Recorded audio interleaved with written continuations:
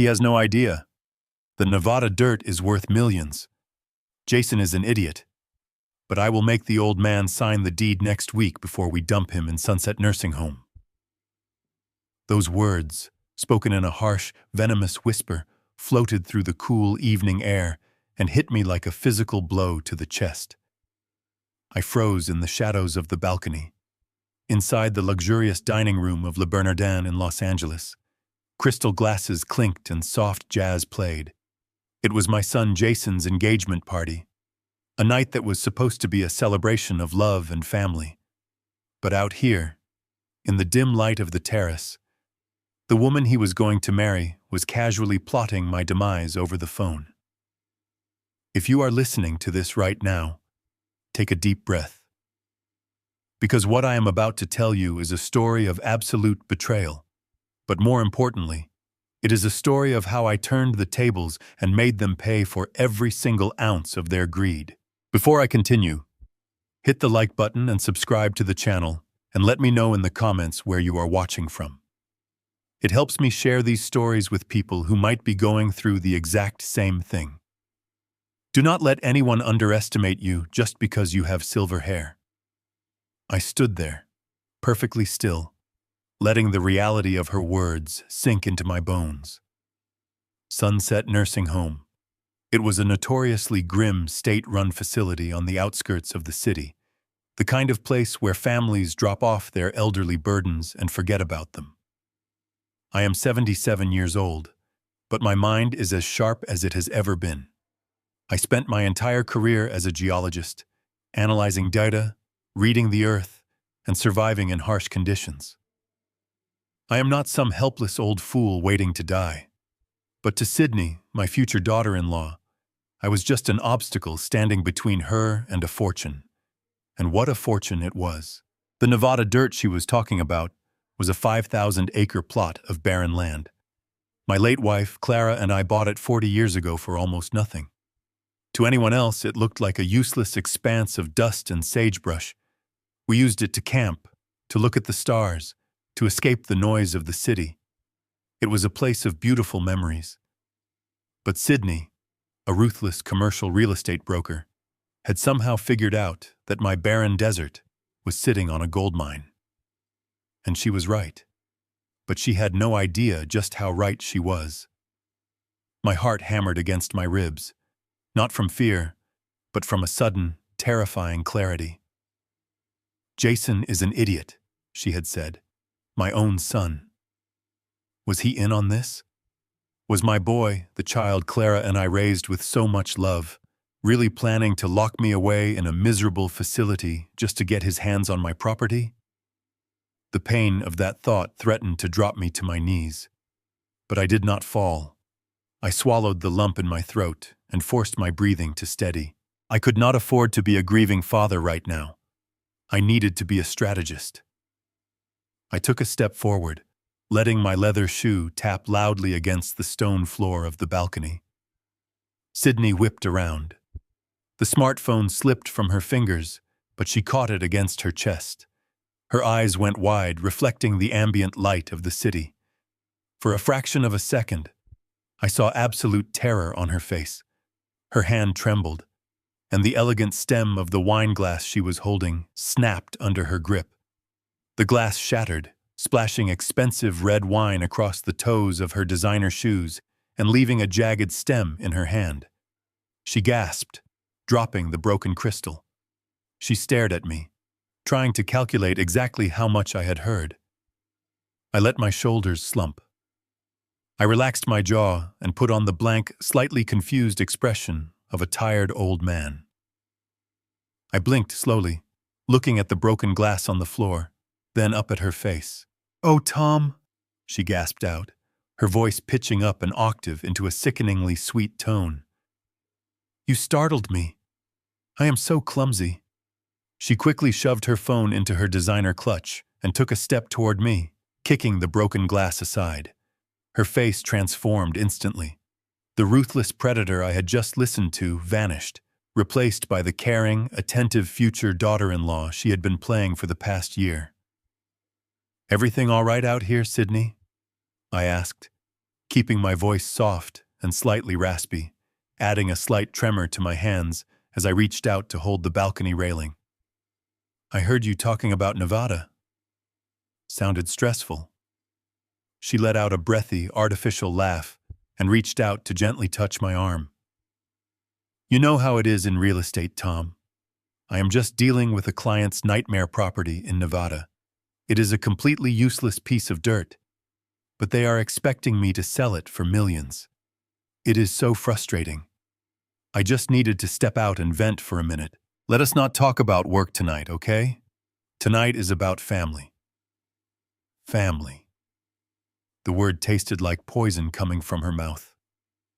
I looked at her perfectly manicured hand resting on my sleeve. I wanted to grab her wrist and tell her I knew everything. I wanted to drag her back inside and expose her in front of Jason and all their arrogant friends. But my years as a geologist taught me one vital lesson.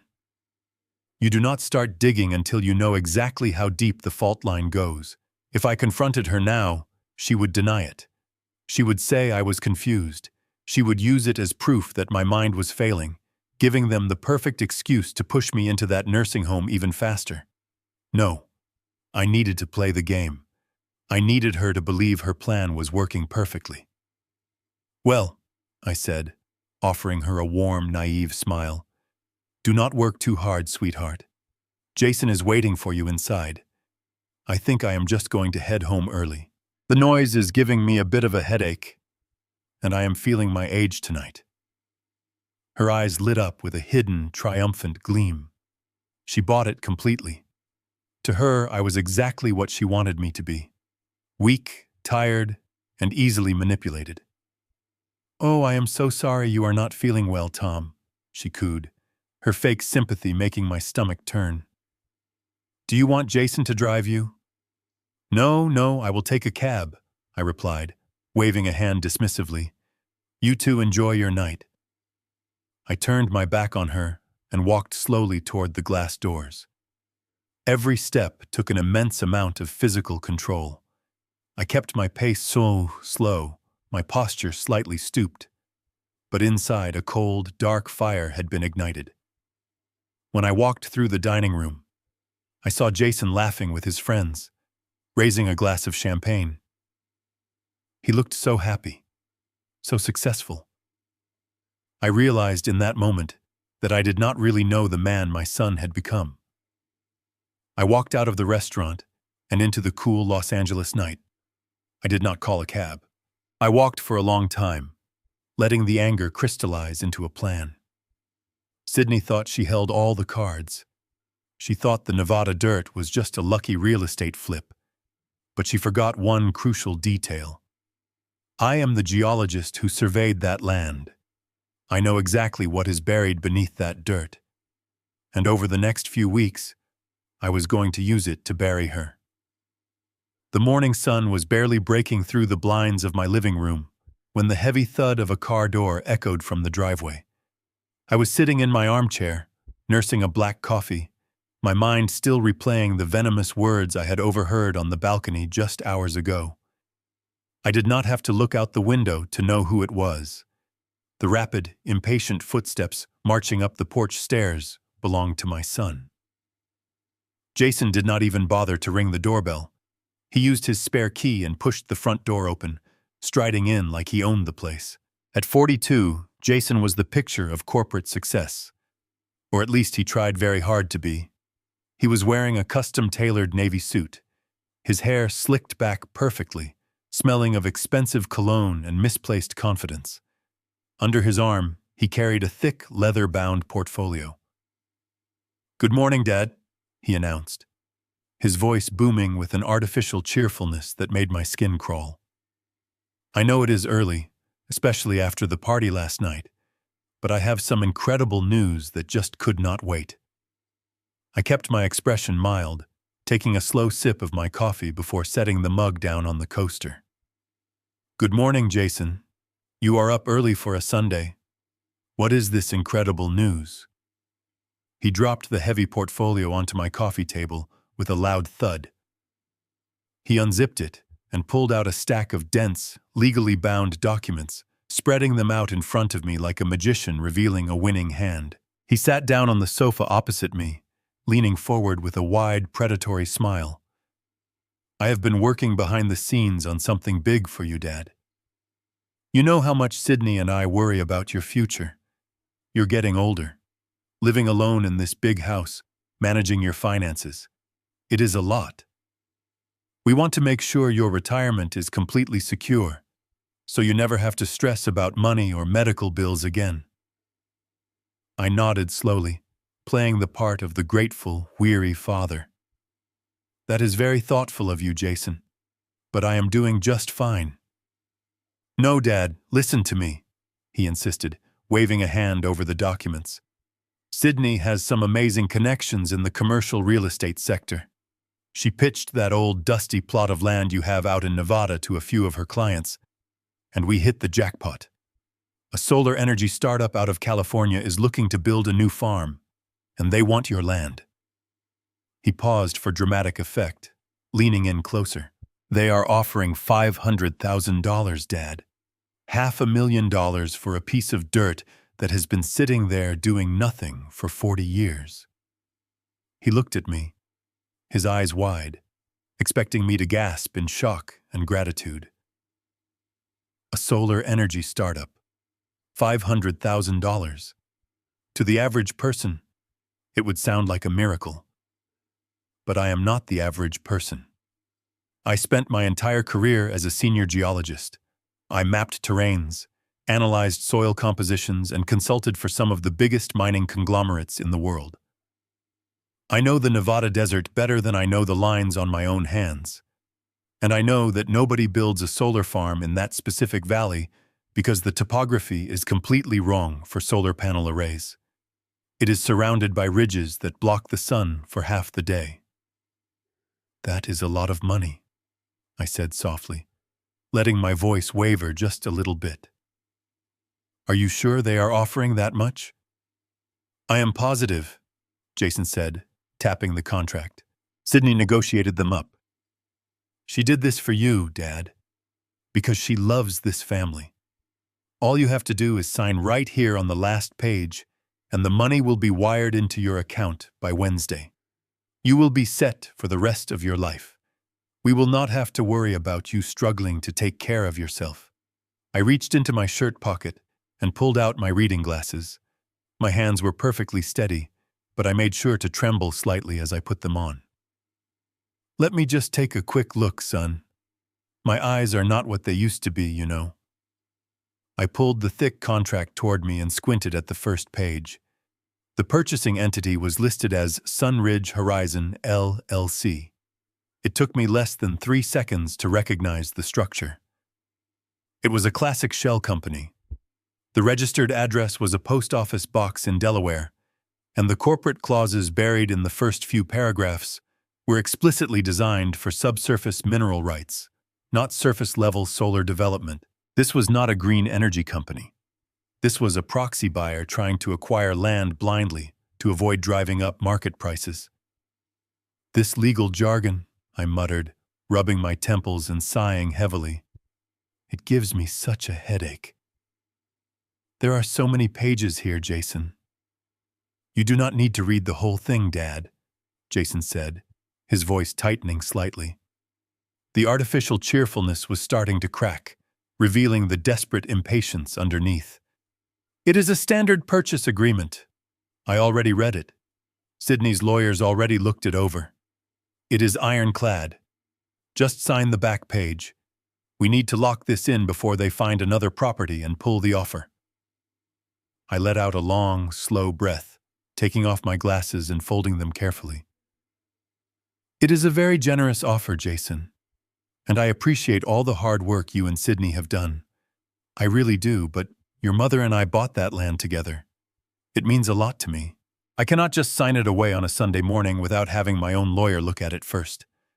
I will drop this off at Mitchell's office tomorrow morning.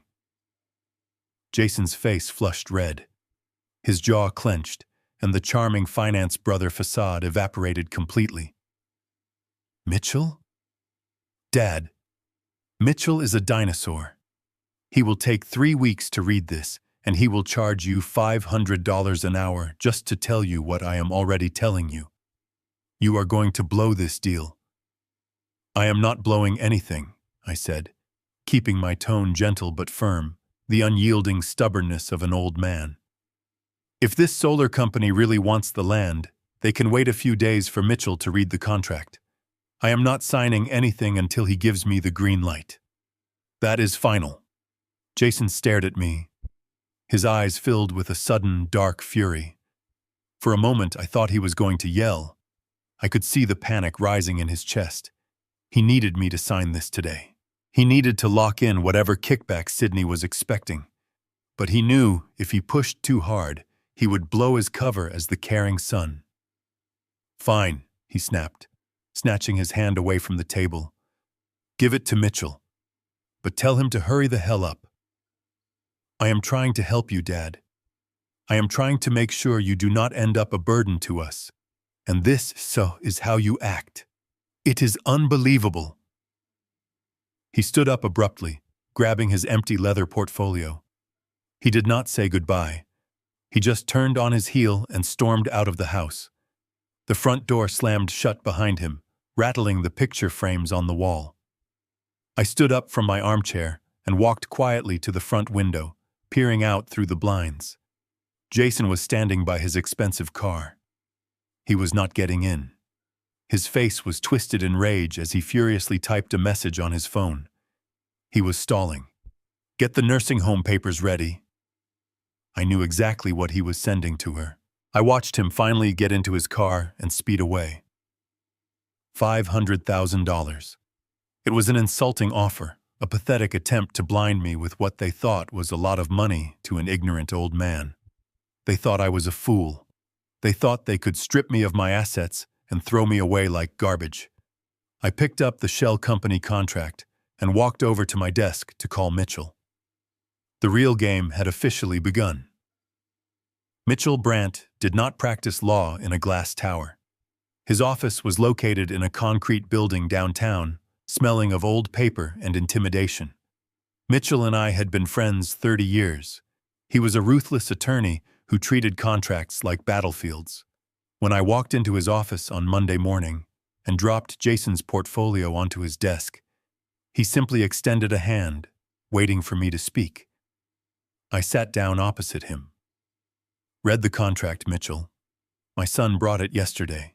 He claims a solar startup wants my 5,000 acres in Nevada for $500,000. He and his future wife are pushing hard for an immediate signature." Mitchell looked up, his gray eyes narrowing. He pulled the document toward him, scanning the first page before a cynical smirk crept onto his face. "Sunridge Horizon, LLC," he read aloud, his voice dripping with disdain. "Registered to a post office box in Delaware. Tom, nobody offers $500,000 in cash through a blind proxy just to build a solar farm in a valley where the sun gets blocked by mountains by 3 in the afternoon." I nodded. "Exactly. Look at the clauses on page 4, specifically the sections outlining subsurface rights and mineral extraction exemptions. This is a mining acquisition disguised as a green energy purchase." Mitchell took off his glasses. "You think someone found something under your dirt?" "I know it," I replied.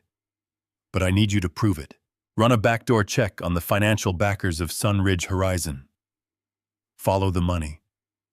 Find out who is really funding this shell company."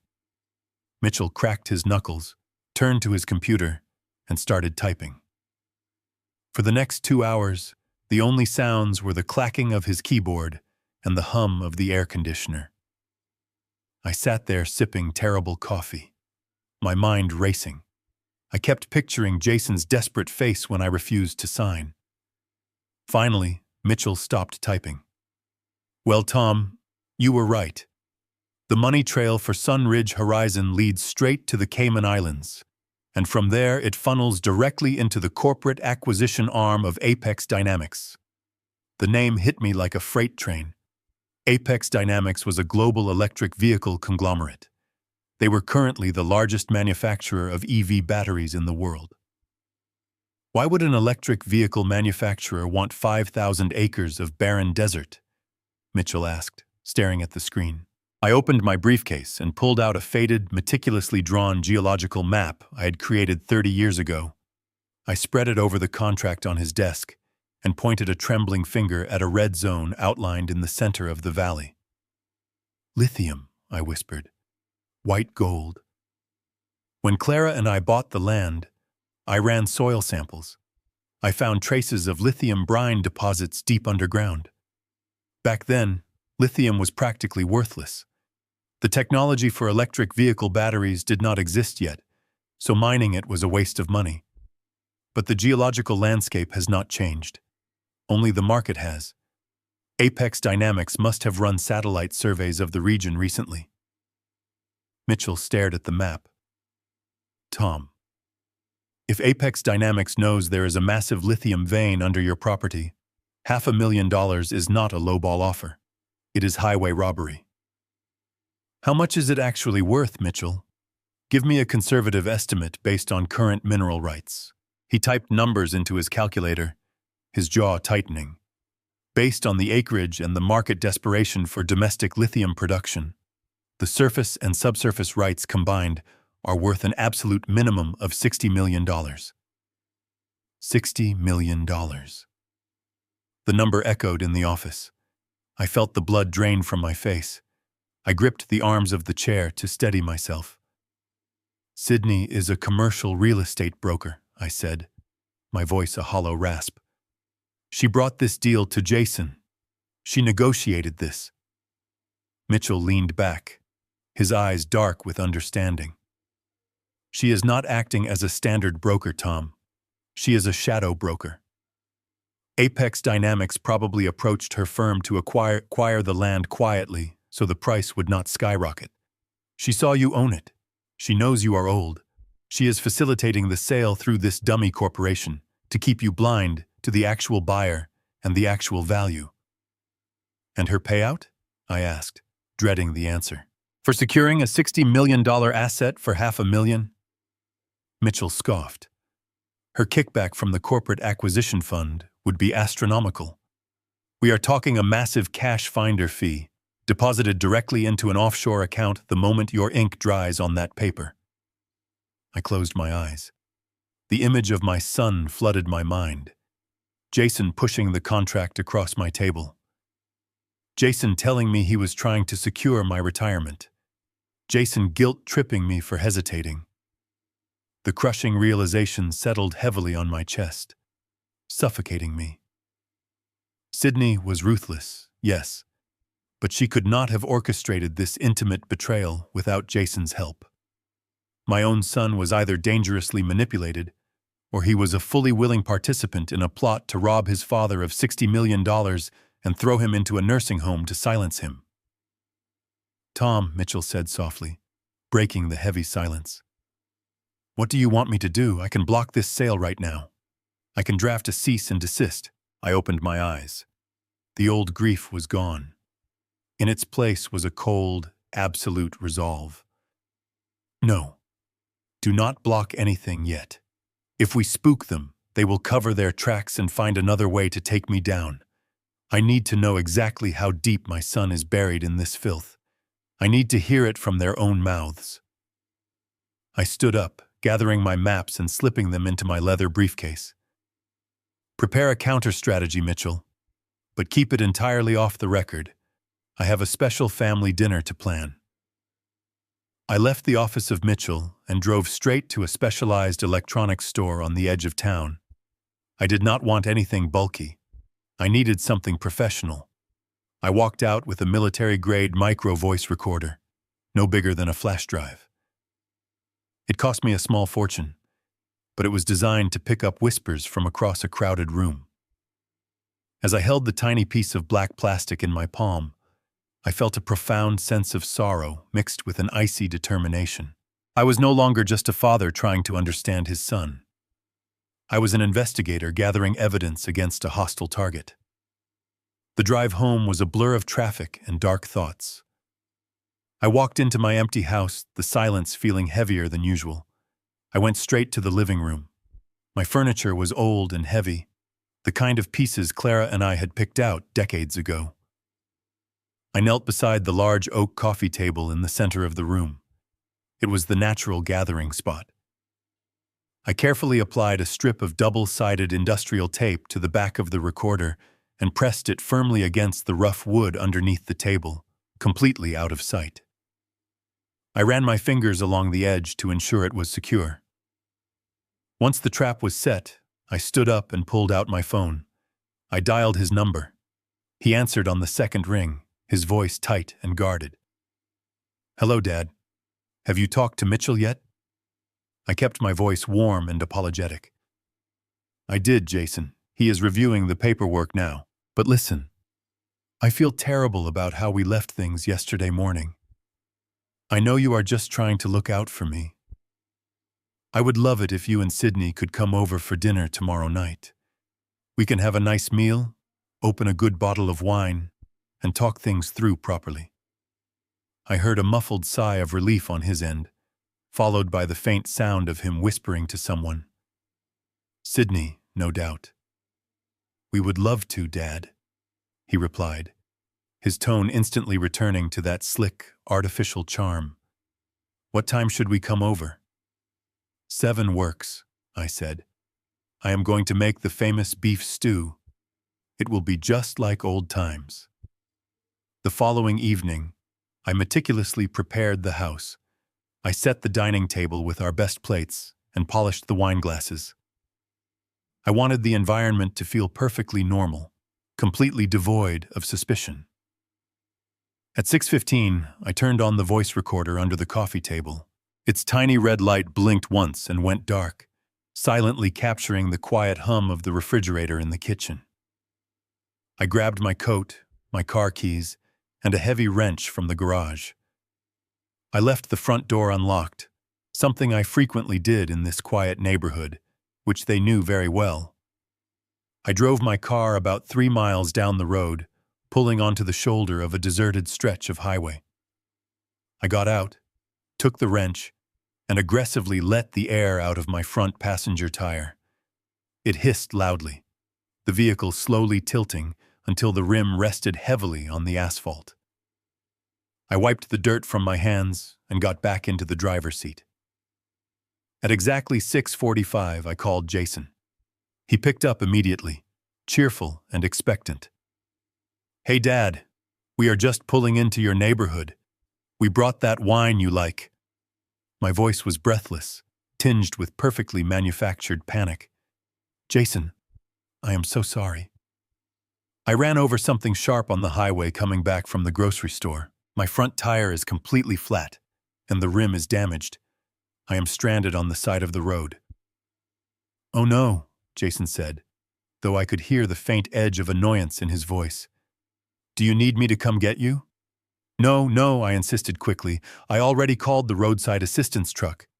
They said it might take them up to 45 minutes to get here and change it. Just go on inside. The door is unlocked. The stew is simmering on the stove. Pour yourselves some of that wine and make yourselves comfortable in the living room. I will be there as soon as I can." "Are you sure, Dad?"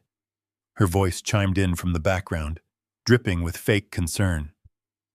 "We can wait for you on the porch." "Absolutely not," I said, projecting the image of a stubborn, embarrassed old man. "Go inside where it is warm. Have a drink. Relax. I will be home before you know it." "Okay, Dad," Jason said. "Be safe. We will see you soon." I hung up the phone and tossed it onto the passenger seat. The panicked old man vanished, replaced by a cold, calculating stillness. I started the engine, carefully driving on the ruined tire, the metal rim grinding harshly against the pavement.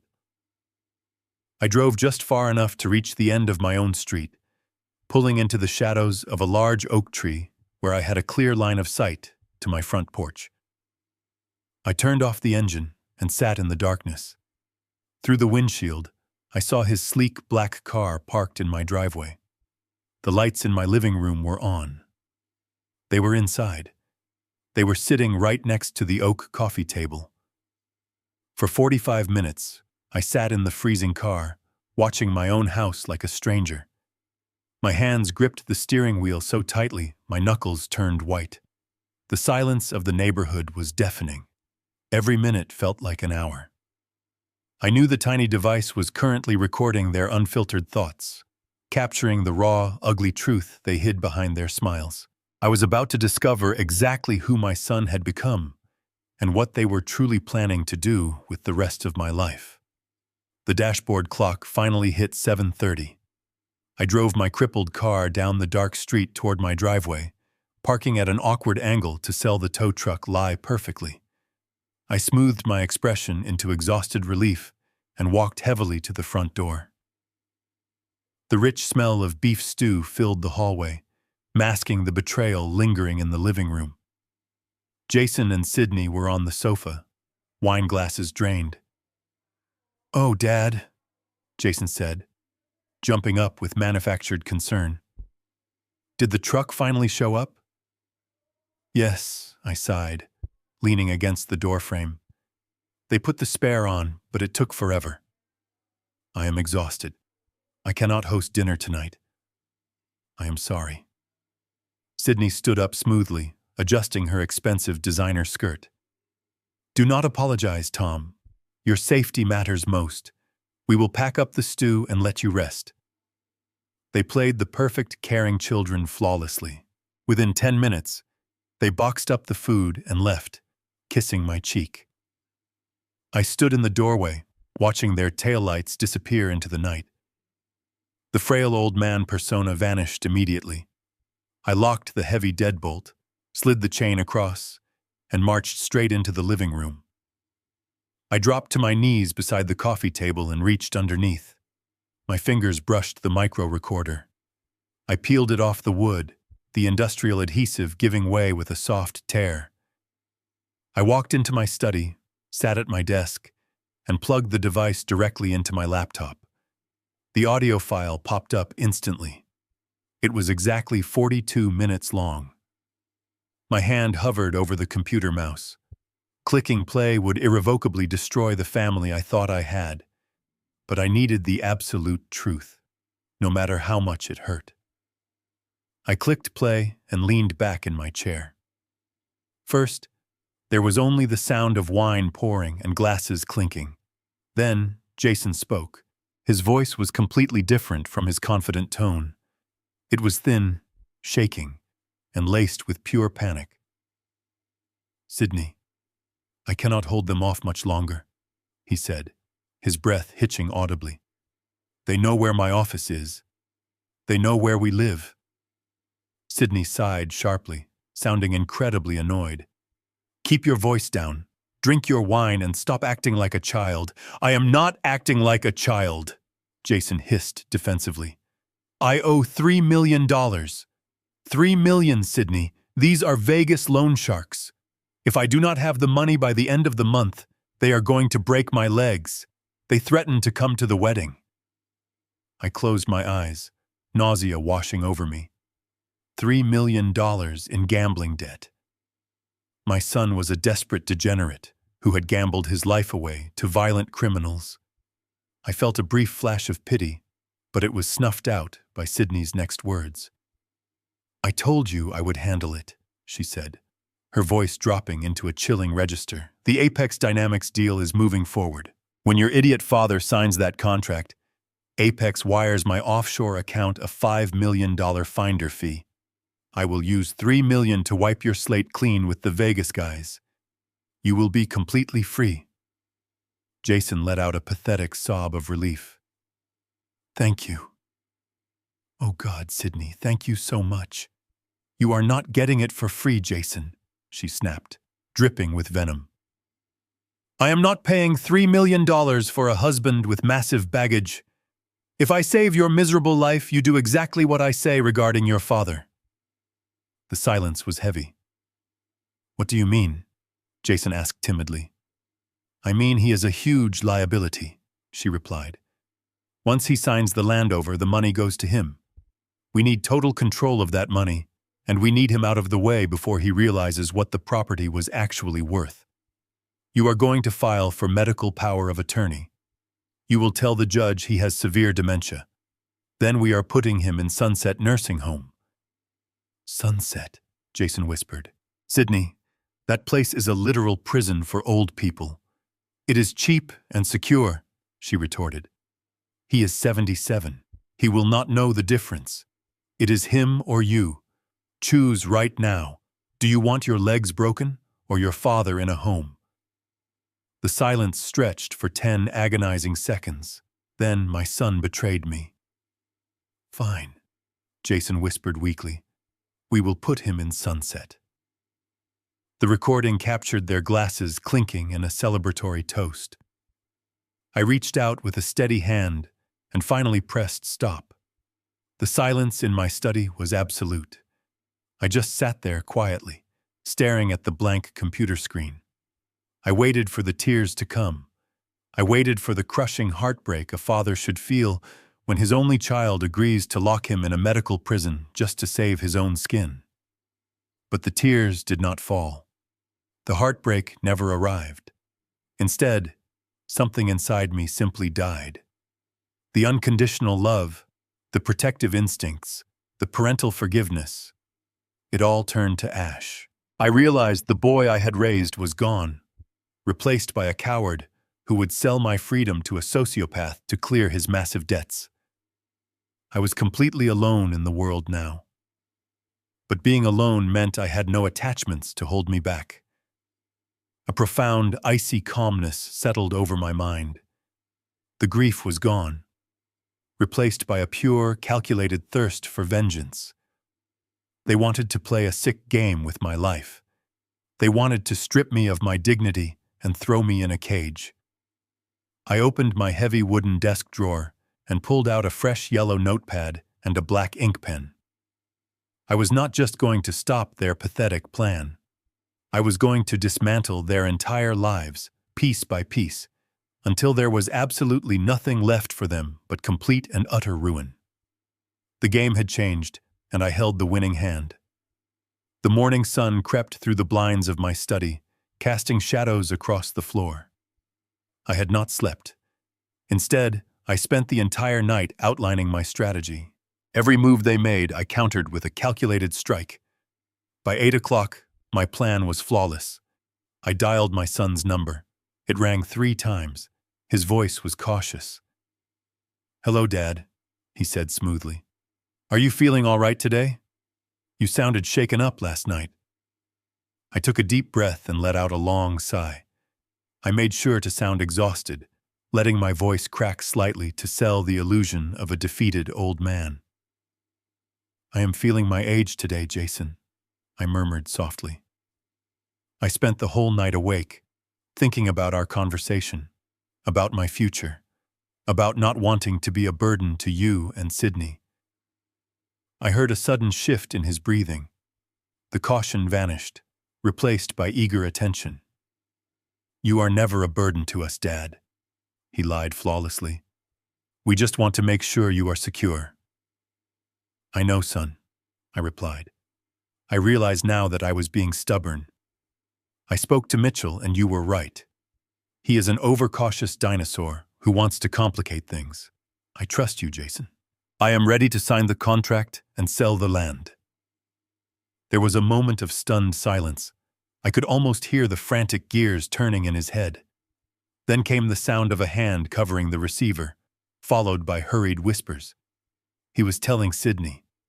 I could hear her sharp gasp of triumph. She was right there next to him. "That is wonderful news, Dad," Jason said, returning to the call with a forced calmness that could not hide his desperate relief. "It really is the best decision for your future.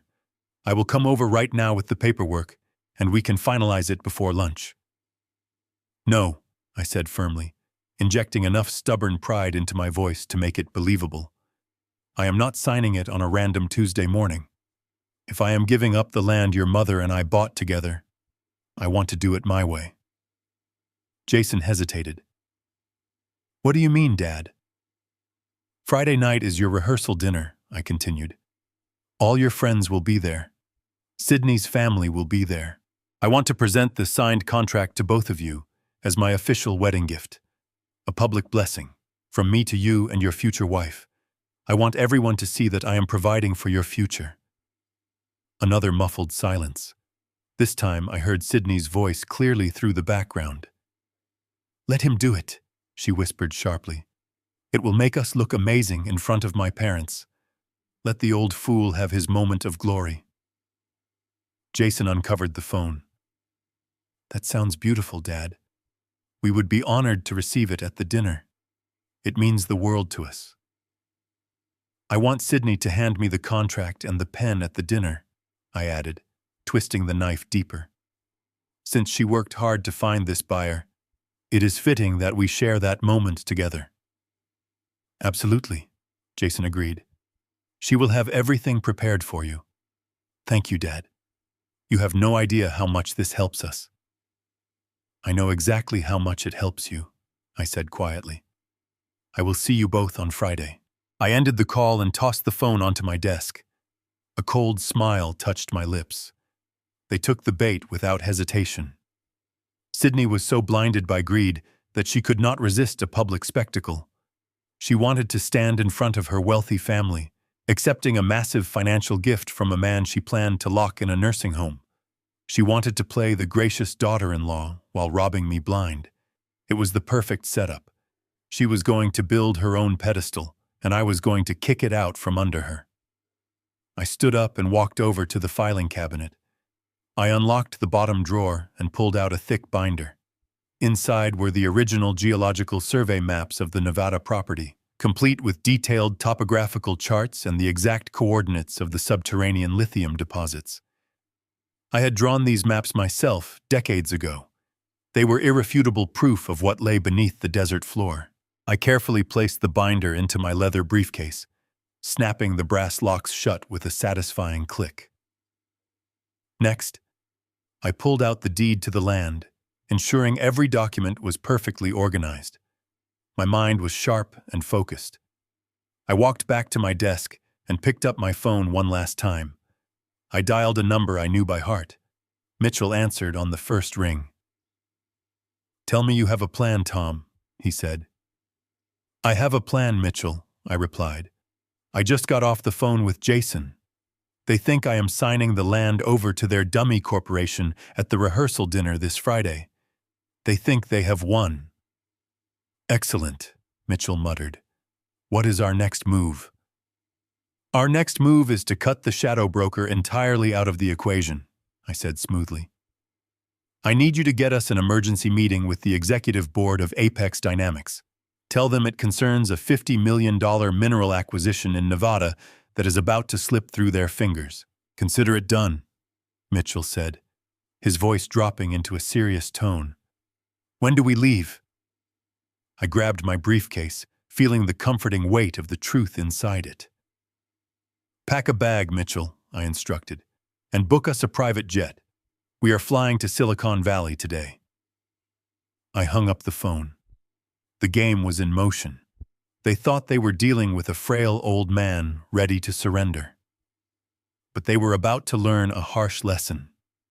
You do not try to bury a geologist, because we know exactly how to dig our way out. The private jet cut through the clear California sky, touching down smoothly on the tarmac of San Jose International Airport just after 2 in the afternoon. Mitchell and I stepped out into the dry, warm air of Silicon Valley. We did not waste a single minute. A black luxury sedan was waiting for us, arranged by Mitchell during the flight. I sat in the back seat, staring out the window as we drove toward the sprawling corporate campus of Apex Dynamics. The building was a massive fortress of sleek glass and brushed steel, designed to look like the future. It was a place where billionaires made decisions that shaped global markets, a place where they assumed ordinary people like me could be easily crushed and forgotten. But they were wrong. I adjusted my tie and gripped the handle of my leather briefcase.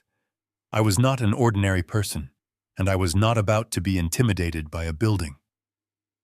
When we walked through the towering glass doors of the lobby, the atmosphere was sterile and quiet, buzzing with silent money.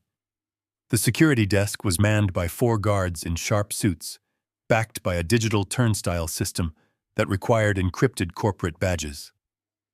Mitchell stepped forward to speak, but I held up my hand.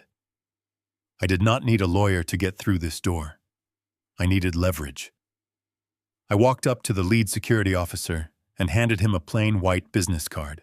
"Tell your chief of security, Richard Vance, that Thomas Gallagher is standing in the lobby," I said, my voice steady and commanding. "Tell him I am cashing in the favor he has owed me since the copper mine collapse in Chile in 1998. The guard looked at the card, then at me with a mixture of confusion and annoyance. He picked up his phone and muttered something into the receiver. Less than 2 minutes later, the private elevator doors chimed open. A tall, broad-shouldered man with graying hair rushed into the lobby. It was Richard. 30 years ago, he was a young, terrified safety inspector whose neck I saved during a catastrophic structural failure in South America. Now he was the head of corporate security for one of the most powerful tech companies on the planet. He looked at me, his eyes widening in disbelief, and firmly shook my hand. "Tom," he breathed, clearly shocked. "It has been decades. What on earth are you doing here?" I looked him dead in the eye. "I need to see your chief executive officer, Richard, right now, unscheduled and unannounced." Richard swallowed hard, looking nervously at the guards. "Tom, you know I cannot just walk you into the boardroom. He is in the middle of a strategic acquisition meeting." I leaned in closer, my voice dropping to a low, dangerous register. "That acquisition involves my land, Richard, and if you do not take me up there right now, the scandal that follows will bury this company and your career along with it." Richard stared at me for a long moment, reading the absolute resolve in my eyes. He nodded once, sharply. "Follow me," he said. He swiped his master keycard, and Mitchell and I followed him past the turnstiles and into the executive elevator. We rode up in total silence to the top floor. The doors opened to a sprawling corridor lined with modern art and frosted glass walls. Richard led us straight to a set of heavy mahogany double doors at the end of the hall. He did not knock. He simply pushed them open and stepped aside, gesturing for us to enter. The boardroom was vast, featuring a massive, custom-built oak table surrounded by a dozen men and women in expensive suits. At the head of the table sat the billionaire chief executive officer. He was surprisingly young, perhaps in his late 30s, with sharp features and the arrogant posture of a man who was used to getting exactly what he wanted. He stopped mid-sentence as we walked in, his eyes darting from Richard to me with cold, calculated annoyance. "Who are you?" he demanded, his voice echoing in the silent room. "And who authorized you to interrupt this meeting?" I walked slowly to the opposite end of the table, placing my heavy leather briefcase down on the polished wood. "My name is Thomas Gallagher," I said, my voice projecting clearly across the room. "I am the owner of the 5,000 acres of Nevada dirt. Your dummy corporation, Sunridge Horizon, is currently trying to steal for $500,000. The room went dead silent. The executives exchanged nervous, rapid glances. The young billionaire leaned back in his leather chair, a slow, condescending smile spreading across his face. He folded his hands perfectly. "Ah, Mr. Gallagher," he said smoothly, trying to regain control of the room. "You are the landowner. I understand you are upset, but this is highly inappropriate. We are a green energy startup looking to build a solar farm. We made a very fair market offer for a piece of barren desert that has zero agricultural or residential value. If you want to negotiate the price, you should speak to the real estate broker handling the transaction. We do not do walk-in appointments here." He was trying to dismiss me. He was trying to play the part of the busy visionary dealing with a confused, greedy, ignorant old man. I did not blink. I clicked open the brass locks of my briefcase. The sharp sound echoed like a gunshot in the quiet room. "You do not want to build a solar farm," I said, pulling out the thick binder of geological surveys. And I am not here to talk to a shadow broker who is trying to pocket a $5 million kickback behind your back while defrauding her own future father-in-law. I opened the binder and threw my flawless lithium maps across the table. The maps slid across the polished mahogany, stopping directly in front of the young billionaire. Nobody moved. The arrogant smile slowly melted from his face as he looked down at the complex topographical lines, chemical composition breakdowns, and precise coordinates of the lithium deposits. He was not a geologist, but he understood data. He saw the official stamps, the cross-sections, and the undeniable proof that I knew exactly what was buried under my land. He looked up, reevaluating the man standing across from him. "You are a geologist," he stated, his voice stripped of all its previous condescension. "I am a retired senior geologist," I corrected him, keeping my tone perfectly level. "I spent 40 years mapping mineral veins. I knew about the lithium beneath that valley long before your satellites ever scanned it. I know your company is desperate to secure domestic supply chains. You need that lithium. But your shadow broker, a woman named Sydney, decided to get greedy.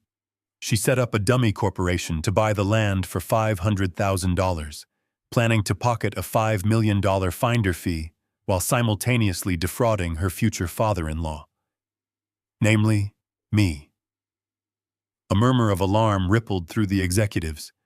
The chief executive officer held up a hand, silencing them instantly.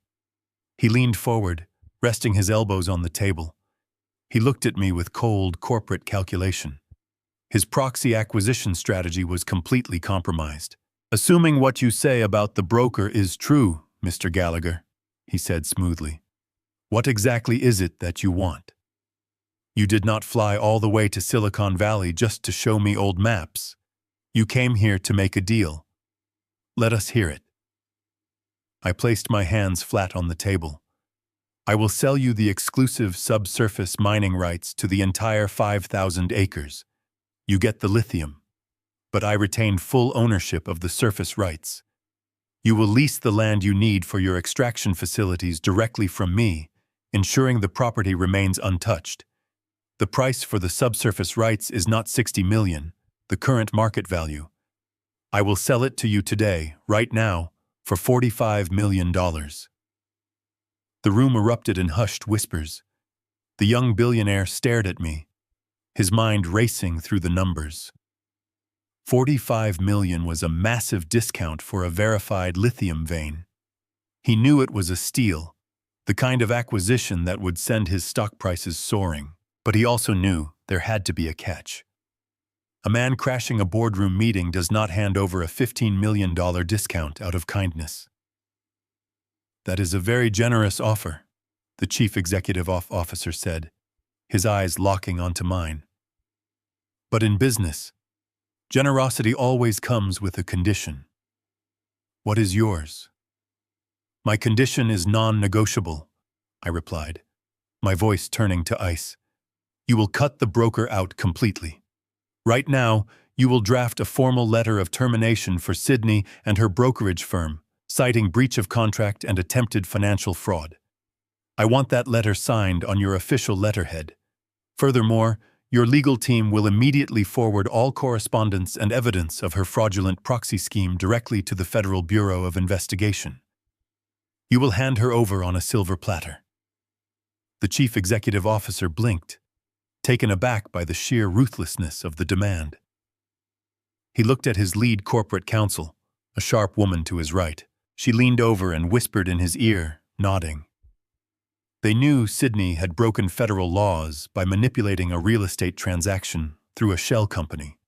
Throwing her under the bus to secure a $45 million deposit was legally prudent. "You are a very dangerous man to cross, Mr. Gallagher," the billionaire said, a faint smirk playing on his lips. He turned to his lead counsel. "Draft the termination letter. Terminate the contract with her brokerage firm immediately, and get our compliance team to compile the file for the federal authorities. I want it done before he leaves this room." The corporate machine moved with terrifying efficiency. Laptops opened, and the rapid clacking of keyboards filled the boardroom.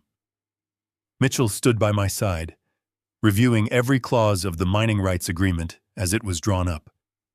He ensured the surface rights were ironclad, and the $45 million payment would be wired into my accounts within 24 hours. I stood by the glass windows, feeling no guilt. Sydney tried to steal my future and throw me away like trash. Now, I was using this company to orchestrate her absolute destruction. 30 minutes later, the printer in the corner of the room whirred to life. The chief executive officer stood up, took the freshly printed documents, and signed his name with a heavy gold pen. He walked over and handed the stack to me. The first document was the $45 million mining agreement. The second was the immediate termination and fraud referral letter for Sydney. "It is a pleasure doing business with you, Mr. Gallagher," he said, extending his hand. I looked at his hand, then at the termination letter. I folded the papers neatly and slid them into the inner pocket of my suit jacket. I picked up my briefcase and locked it. "The pleasure was entirely mine," I said, turning my back on him. Mitchell and I walked out of the boardroom, the heavy mahogany doors closing behind us. We stepped into the elevator in silence. The descent felt lighter, as if a massive weight had been lifted from my shoulders. The trap was fully loaded. The money was secured. And Sydney, the arrogant woman who truly thought she was an untouchable mastermind, was officially a dead woman walking. She just did not know it yet. I could not wait for Friday night to arrive. The reckoning was coming. Wednesday morning arrived with a quiet, heavy rain tapping steadily against the windows of my study. I was sitting in my old leather armchair, staring at the glowing screen of my laptop. The banking portal loaded slowly, the little blue circle spinning for what felt like an eternity. Then the screen refreshed. There it was. A single wire transfer from Apex Dynamics had cleared the holding phase and settled directly into my primary account. $45 million. It was a staggering sequence of numbers, separated by neat little commas. More money than I could ever spend in 10 lifetimes. More money than Clara and I had ever dreamed of when we first bought that barren stretch of Nevada desert all those years ago. It was the ultimate victory over Sydney and her greedy manipulation. But as I stared at the screen, a dark shadow crept over my sense of triumph. I opened a separate file on my desktop. It was a background report Mitchell had compiled overnight. He had used his private investigators to dig into the criminal syndicate holding Jason hostage. The Vegas loan sharks were not amateur bookies. They were a highly organized, deeply violent criminal enterprise. The report included photographs of what they did to people who defaulted on seven-figure debts. It was brutal, horrifying reading. They did not just break legs, they destroyed lives, and they had absolutely no moral boundaries. I closed the file and leaned back in my chair, rubbing the bridge of my nose. My son had betrayed me in the most disgusting way imaginable. He had agreed to strip me of my dignity, lock me in a state-run medical facility, and steal my assets just to save his own miserable skin. A part of me, the cold, hardened part that had awakened on the balcony at Le Bernardin, wanted to let the wolves have him. He made his bed, and he deserved to lie in it. But another part of me remembered the little boy who used to sit on my shoulders and point at the stars. I remembered Clara holding him when he had a fever. I am not a murderer. I could not sit by and let organized crime butcher my only child, no matter how profoundly he had failed me. Clara would never forgive me if I simply allowed our son to be destroyed by ruthless criminals. I picked up my phone and called Mitchell. He answered immediately, the sound of rustling papers in the background. "Good morning, Tom. I assume you saw the account balance," he said, his voice carrying a note of professional satisfaction. "I did," I replied. "The funds are secure. Now, I need you to do something for me, Mitchell. It has to be done quietly, quickly, and entirely through anonymous proxy channels. I want you to wire $3 million to the holding company associated with the Vegas syndicate. Pay off Jason completely. Clear his debt down to the last penny. There was a long, heavy silence on the line. When Mitchell finally spoke, his voice was thick with disbelief and frustration. Tom, tell me you are joking. Tell me you are not actually going to bail out the man who conspired to throw you into a nursing home. He is a traitor. He tried to ruin your life. You do not owe him a dime, let alone $3 million. Let the mob handle him. It is exactly what he deserves for playing stupid games with dangerous people. I stood up and walked over to the window, watching the rain wash over the driveway where Jason had parked his car just a few days ago, demanding I sign my life away. I know exactly what he deserves, Mitchell. Believe me, I know. But if I let them kill him or cripple him permanently, I become responsible for his blood. I am a father. Even if my son is a coward, I will not have his death on my conscience. Mitchell let out an exasperated sigh. Tom, giving him $3 million is a reward. You are rewarding him for trying to destroy you. He will think he got away with it. He will think Sydney managed to secure the funds from the dummy corporation. You are playing right into their hands. I let out a low, humorless laugh that sounded more like a growl. I am not rewarding him, Mitchell. I am buying his life. If the mob kills him, his suffering is over. Death is a very easy escape for a coward. He would just be gone and he would never have to face the absolute ruin he has brought upon himself. I want him alive. I want him to live long enough to wake up every single morning and realize exactly what he threw away. I want him to experience the poverty, the humiliation, and the total isolation of his choices. I want him to look in the mirror for the next 40 years and know that his father saved his life, only to cast him out into the cold forever. Mitchell went quiet again. The anger in his voice dissolved, replaced by a chilling realization of what I was truly planning. You want him to suffer the consequences completely awake and aware, he murmured. Exactly, I said softly. Pay the debt, Mitchell. Make sure the syndicate sends official confirmation that the ledger is wiped clean. Send the confirmation to a burner email address so we have the proof ready for Friday night. Consider it done, Tom. I will route the payment through our overseas accounts to mask the origin. The syndicate will have their money by noon, and Jason will be officially off their hit list. Thank you, Mitchell. I hung up the phone and looked back at the rainy window. $3 million was a massive sum, but to me it was just the cost of admission for the show I was about to put on. I drove back to Mitchell's office that Thursday morning, the rain having cleared into a cold, unforgiving brightness. The $3 million wire transfer had already been confirmed by the offshore proxy. Jason was safe from the physical violence of the syndicate, but his safety was merely the foundation upon which I was about to build his ultimate ruin. I walked into the law firm, bypassing the receptionist with a brief nod, and stepped directly into Mitchell's private suite. He was waiting for me, a fresh pot of coffee steaming on the credenza, and a thick stack of blank legal paper positioned perfectly in the center of his desk.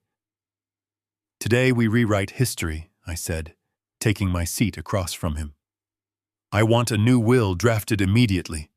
I want the old one shredded. Mitchell pulled his gold pen from his pocket. Tell me exactly what you want it to say, Tom. I leaned forward, my voice stripped of any lingering paternal hesitation. I want Jason completely scrubbed from my estate. He is to receive absolutely nothing. Not a single dollar, not a piece of furniture, not a photograph.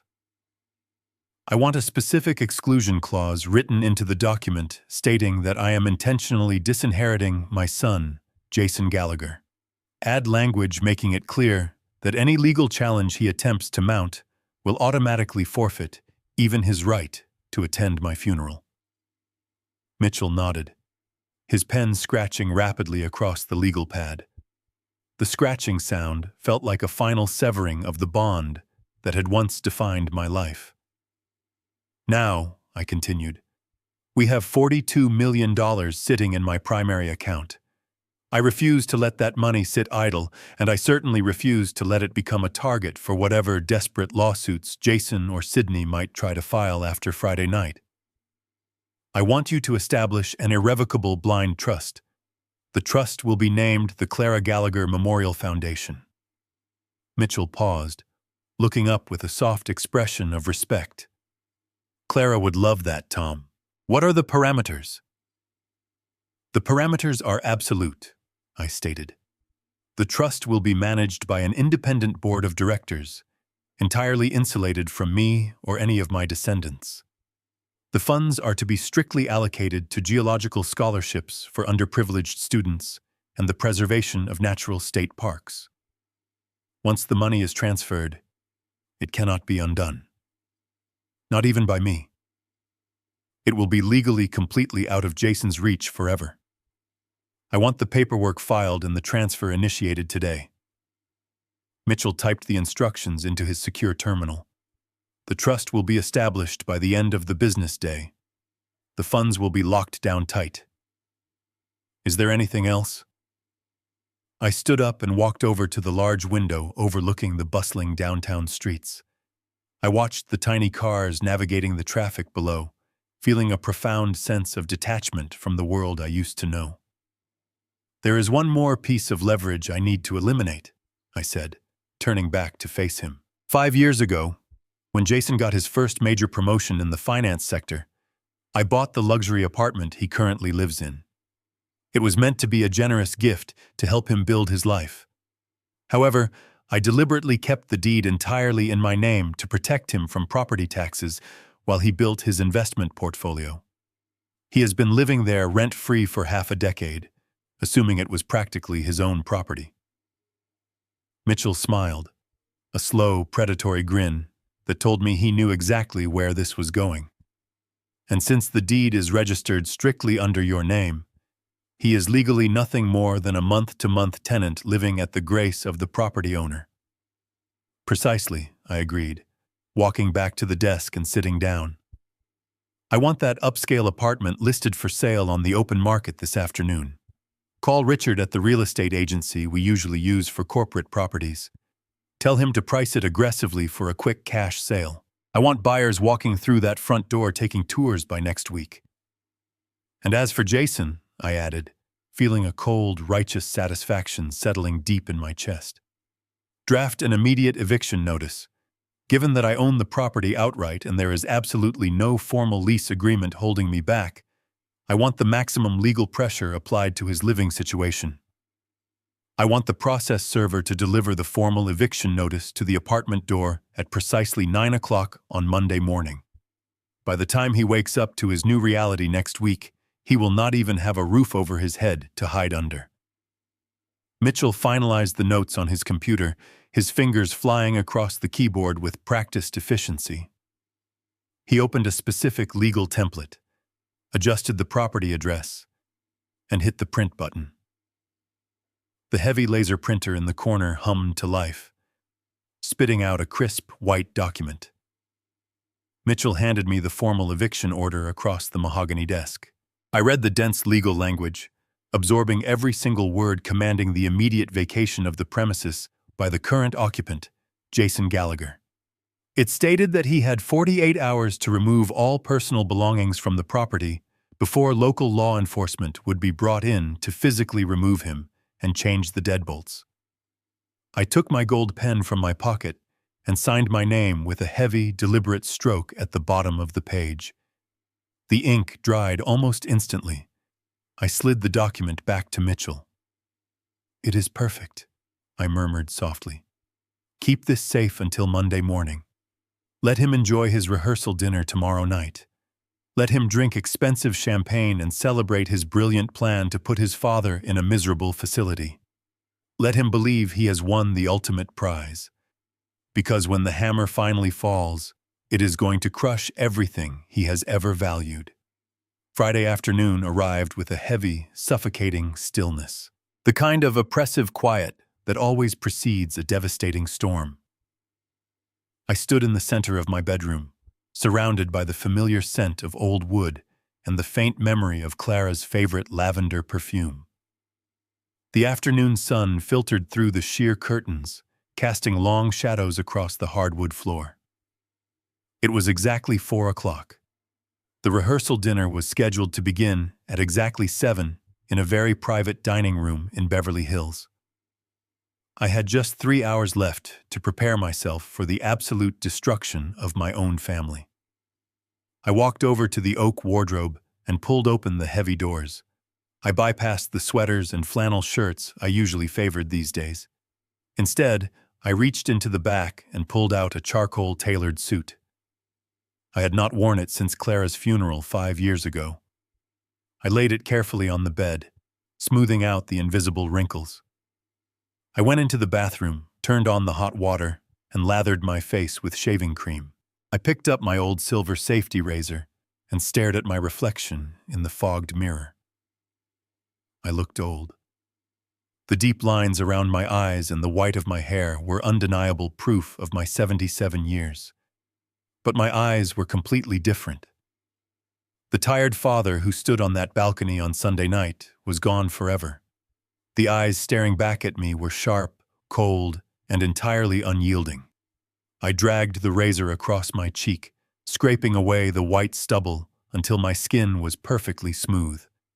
I washed my face, splashed on aftershave, and walked back into the bedroom to dress.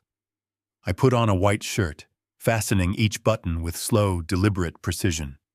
I tied my silk necktie, making sure the knot was perfect against my collar. I slipped into the trousers and pulled on the matching vest.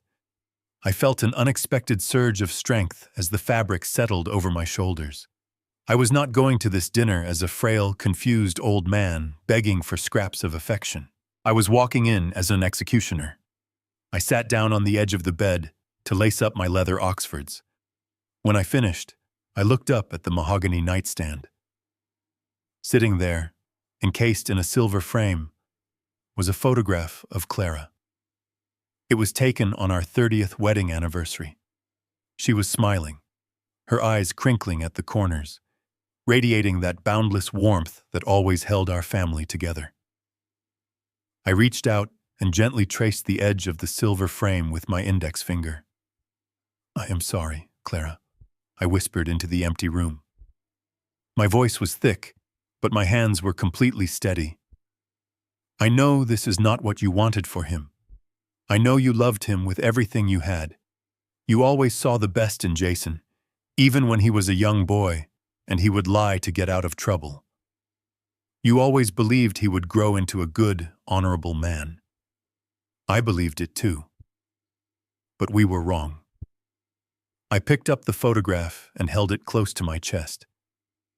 "He is broken, Clara. He is deeply, dangerously broken. He gambled away millions to violent men, and to save himself, he agreed to lock me in a medical facility. He agreed to steal the land we bought together. He sold my freedom and dignity to a woman who views us as disposable stepping stones to wealth. I know it would break your beautiful heart, but I cannot let him get away with it. I cannot let him profit from this ultimate betrayal. I am going to save his life from the men he owes, because I promised I would always protect him. But after tonight, I am walking away. I have to tear his world apart so he understands the true cost of what he has done. I hope you can forgive me for what I am about to do." I kissed the glass covering her smiling face and carefully set the frame back on the nightstand. I stood up and walked over to my wooden desk near the window. Lying perfectly aligned on the leather blotter were 2 thick, white envelopes. They looked so harmless, just paper and ink, but they were loaded weapons, primed and ready to detonate. I picked up the first envelope. It was heavy. Inside was the formal copy of the $45 million mining contract signed directly by the Chief Executive Officer of Apex Dynamics. Tucked right behind it was the official termination letter for Sydney, completely stripping her of her career, alongside the confirmation that her fraud file had been submitted to the authorities. This envelope was meant for the bride. I picked up the second envelope. It was equally thick. It contained the confirmed wire transfer receipt, proving that $3 million had been paid to the Vegas syndicate, completely wiping out Jason's gambling debt. But it also held the newly signed blind trust documents, irrevocably locking away the remaining $42 million for charity, completely disinheriting him.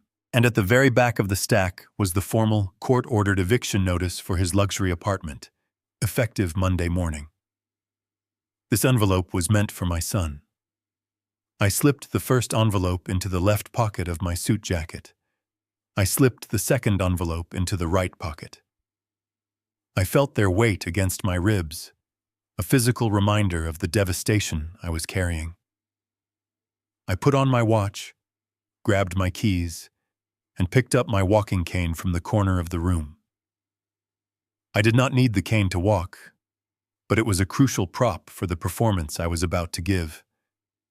I took one last look around the bedroom, turned off the lamp, and walked out the door into the fading afternoon light. The time for hiding was over. The storm was finally here. The drive to Beverly Hills was a blur of neon lights and sleek, expensive cars. I pulled up to an aggressively modern restaurant made entirely of dark glass and polished brass. The valet opened my door. I stepped out slowly, planting my cane firmly onto the pavement before putting my weight on it.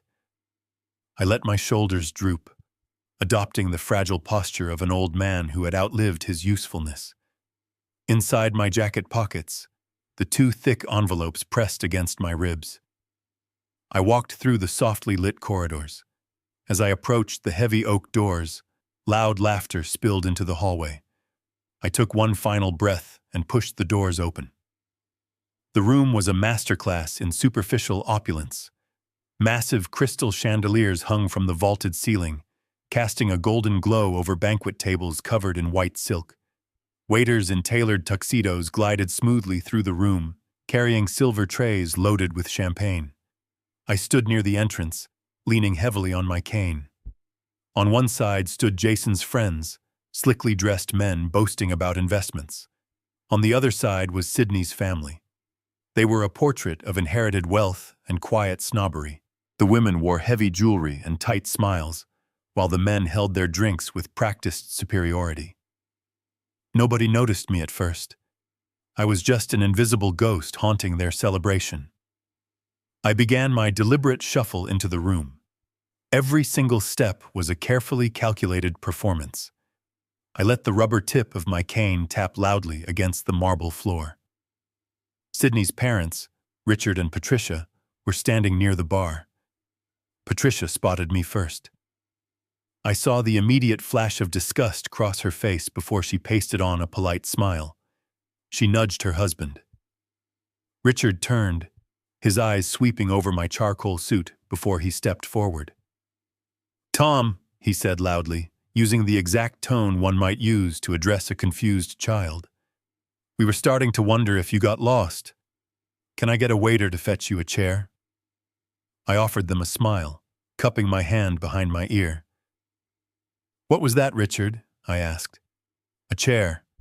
"No, I am perfectly fine standing." Patricia stepped closer. "Well, we wanted everything to be perfect for Sydney," she cooed, her eyes darting nervously to my cane as if my old age were a contagious disease.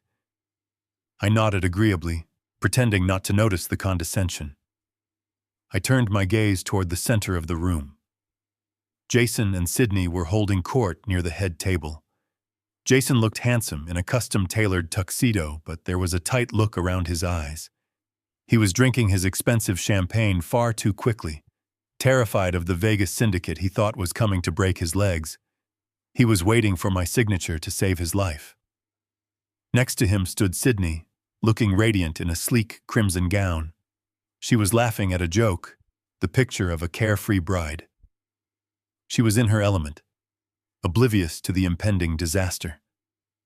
As if sensing my gaze, Sydney turned her head. Her eyes locked onto mine across the crowded room. For a fraction of a second, I saw the true, cold predator looking back at me. Then, the mask snapped into place. Her face lit up with manufactured joy. She placed her champagne glass on a passing tray and ran toward me. "Oh, Tom, you made it!" she squealed, throwing her arms around my neck in a tight hug. She smelled of champagne and deceit. I patted her back awkwardly. "You look beautiful, Sydney," I murmured. She pulled back, keeping her manicured hands on my shoulders. "We are so happy you are here, Tom. We know how hard it was for you to make the trip tonight." I let out a soft chuckle, leaning harder on my cane.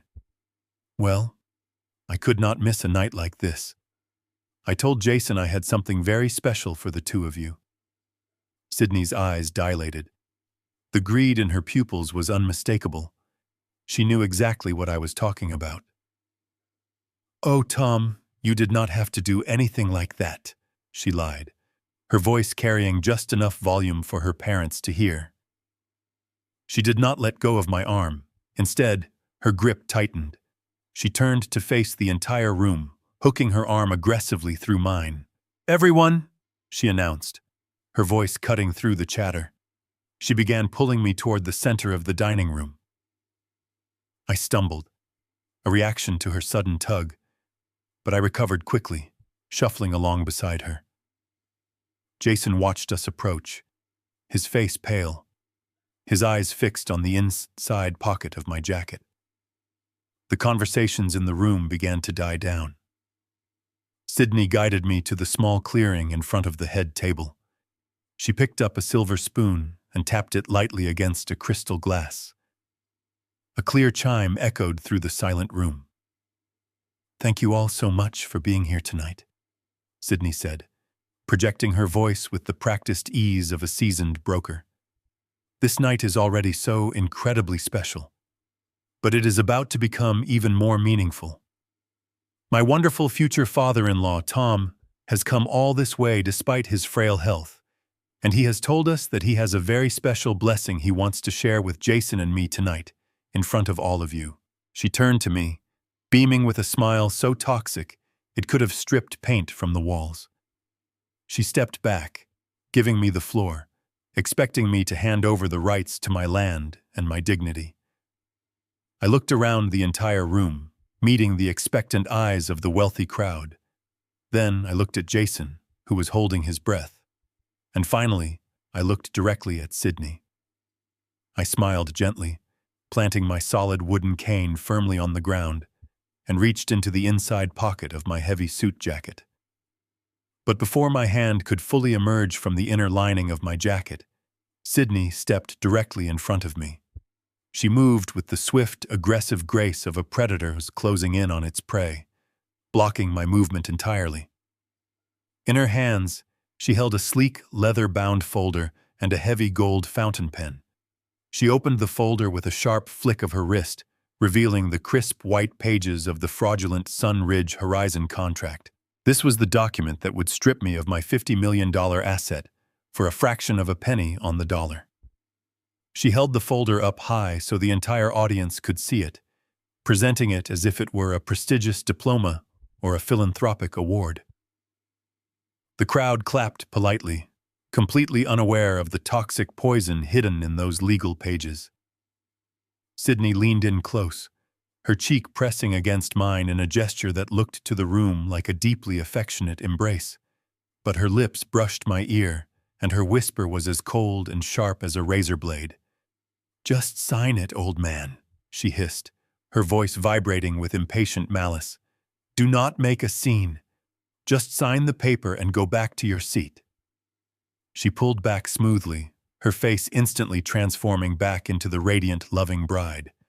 She offered me the gold pen, pressing it firmly against my palm. I looked down at the heavy pen, feeling the cool metal against my skin. I looked at the signature line at the bottom of the page, where she expected me to sign away my future, my dignity, and Clara's memory. Then, I looked past the folder to Jason. My son was standing a few feet away, his hands clasped tightly in front of him, his knuckles completely white. He was sweating profusely, his eyes darting frantically between the pen in my hand and the heavy exit doors at the back of the room. He was still terrified that his violent bookies might walk through those doors at any moment to break his legs. I did not take the pen. Instead, I simply opened my hand and let it slip from her fingers. It clattered loudly against the polished marble floor, rolling away under the head table.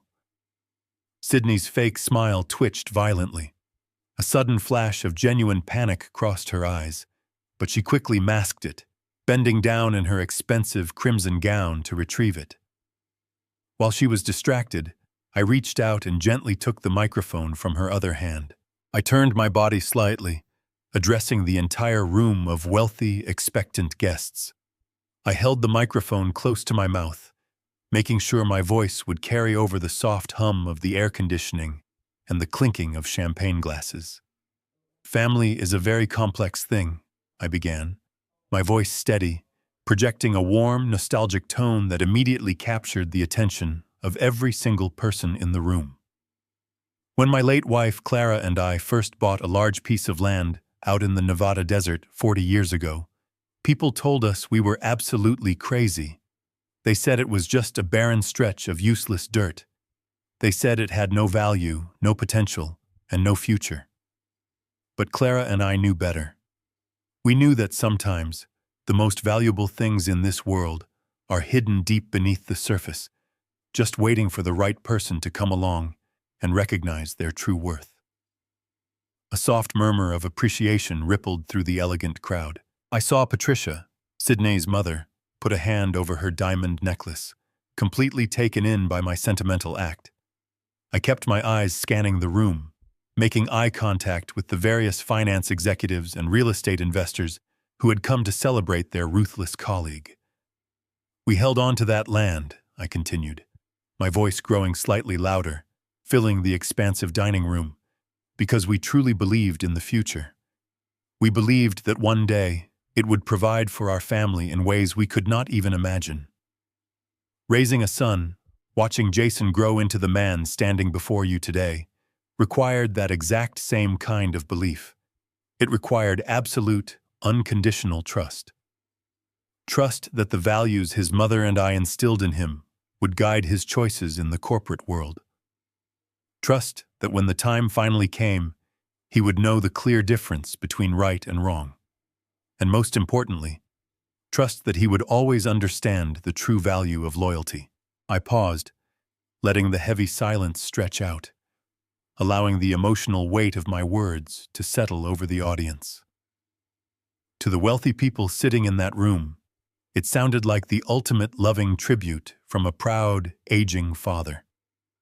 Several women at the back tables actually let out a collective, soft sigh of admiration.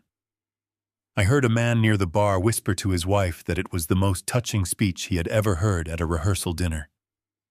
I turned my gaze back to Jason. The tight, terrified look on his face had finally begun to soften. He let out a long, shaky breath, his shoulders dropping visibly. He actually believed I was giving him my final blessing. He thought his manipulative plan had worked perfectly, that his massive debt was about to be cleared, and that his path to inheriting everything was completely secure. The sheer arrogance of his relief was sickening. Then I looked at Sydney. She was standing right beside me, holding the leather folder tightly against her chest. She was smirking. It was a small, subtle expression, invisible to the crowd, but perfectly clear to me. It was the smirk of a con artist who had just successfully executed the biggest scam of her life. She looked at me with a mixture of pity and triumph, completely convinced that I was nothing more than a foolish, sentimental old man happily walking into my own slaughter. My hand slipped into the left pocket of my suit jacket, my fingers wrapping around the thick, crisp edge of the first white envelope. I pulled it out slowly, holding it up for a brief second so the light from the crystal chandeliers could catch its perfectly smooth surface. Sydney's eyes instantly locked onto it. The smug, triumphant smirk on her face widened just a fraction. She eagerly reached out her free hand, practically snatching the heavy envelope from my grasp. She did not even bother to hide her desperate greed. To her, that plain white envelope was the ultimate prize. It was the key to her $5 million illegal kickback. It was the absolute confirmation that her cruel, calculated manipulation of an old man had worked flawlessly. She handed the fake solar company folder to Jason, who took it with trembling hands, while she eagerly dug her long, manicured fingernails under the flap of the envelope. The sound of the tearing paper echoed sharply in the quiet room. Everyone was watching her, expecting to see a signed property deed, a touching symbol of generational wealth being passed down. Sydney pulled out the thick stack of folded documents. She smoothed them out with a confident flick of her wrist. I watched her eyes dart to the top of the first page. I watched as her brain tried to process the information. She expected to see the logo of Sunridge Horizon, her dummy corporation. Instead, staring back at her in bold, aggressive black ink was the official corporate letterhead of Apex Dynamics, the largest electric vehicle conglomerate in the world.